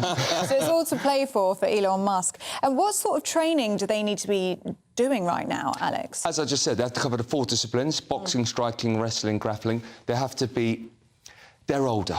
They're not elite-level athletes. They've come into it quite new. So they have to be very careful not to overtrain. They have to have a great strategic team behind them. I would love to train them because it's very essential. It's all very well being great at jiu-jitsu, but you need to know when you're a bit older and you... Yeah. Have you ever done any martial arts? No. No. Do you guys train? No. I walk. So you get... we're hopeless, basically. We are hopeless. If you do some push-ups, you're going to be a bit sore. Yeah. So you've got to be careful. If I carry the shopping, I'm sore. Exactly. So you've got to build yourself up. The one thing about this, and whether you call it a cage fight or MMA, is that it always comes across as brutal. I mean, it sounds brutal. How rough could it get? You know, I've been advocating this for years, that it's not brutal. I detest violence. I left the army because I don't want to kill people. To me, it's 2 consenting adults playing a game. It's a bit rough. I try to take my opponents out without hurting them. That's the true mark of excellence to me. But these two have a real rivalry, so do you think there could be some pain inflicted on both sides? You know, when there's rivalry, it's great for the viewers. It's exciting. We all get behind it. You want to get behind your guy. Who are you rooting for? I'd actually go for Zuckerberg, I think. I think I would too. Then the smart money is on Zuckerberg. But as I said, you can look unfit and you could get a guy who's all looking tough and strong, but he's got no fight experience, or he's got no heart or will or guile. So it's all about how you train and what's in here and what's in here. So although I've not trained Musk, but he might have some great attributes. He might be quite powerful. Who knows? Until I've seen him, what he's like. But I would say, yeah, the smart money's on Zuckerberg. Yeah. Okay. Oh, well, we'll hold you to that. Alex, really good to see you this morning. Thank you very much. Just tell them, pick up the phone, I'm here if they want me to train. All right. for a very reasonable fee. Thanks, Alex. Good to see you. Right, we're going to be back at 6 o'clock tomorrow, but Britain's Newsroom is up next with Bev and Emily. That's right, good morning. I have the lovely Emily Carville with me this morning. Andrew Pearce, get well soon, won't you? We're going to be talking about immigration, of course, and the Bibby Stockholm. We've got Mark White down in Portland. Suella Braverman has come out fighting, saying that it's all the fault of those lefty lawyers. And you won't believe what Sadiq Khan's latest line on ULEZ is. We'll let you know in just a tick. The temperature's rising. Boxed Solar, proud sponsors of weather on GB News. Morning, I'm Alex Deakin, and this is your latest weather update from the Met Office for GB News. It's going to get a bit warmer over the next few days, but still on the cool side today with a north-south split. Dull and damp across the south. Rain and drizzle has been trickling in. A murky old start to the day around the coast of South Wales and southwest England. That rain and drizzle is heading up towards the Midlands, and things clouding over southeast England and East Anglia too, with some light rain trickling in here at times this afternoon. Northern England, Northern Ireland, southern central Scotland, mostly a fine day. Just a few showers in the far northeast, where it's still quite breezy. Temperatures still mostly below average for the time of year, struggling to reach 20 Celsius. Now, there will still be some of that rain around this evening across parts of the Midlands, East Anglia and the southeast. Could even be the odd heavier bit of rain for a time, but it does tend to ebb away, and most places will be clear with light winds across central and southern Scotland. Will be quite a chilly old night, actually. Temperatures well down into single figures in the countryside, and most places starting at 10 or 11 Celsius on Wednesday. But it is going to be a warmer day with a bit more sunshine around. We are going to see temperatures rising. Now, it will be quite cloudy, I suspect, tomorrow across Northern Ireland, with a little rain here, and quite murky again with mist and sea fog around the coasts further west. But many central and eastern areas will see some sunshine, and we are going to start to see temperatures rising as well, more widely over 20 Celsius on Wednesday.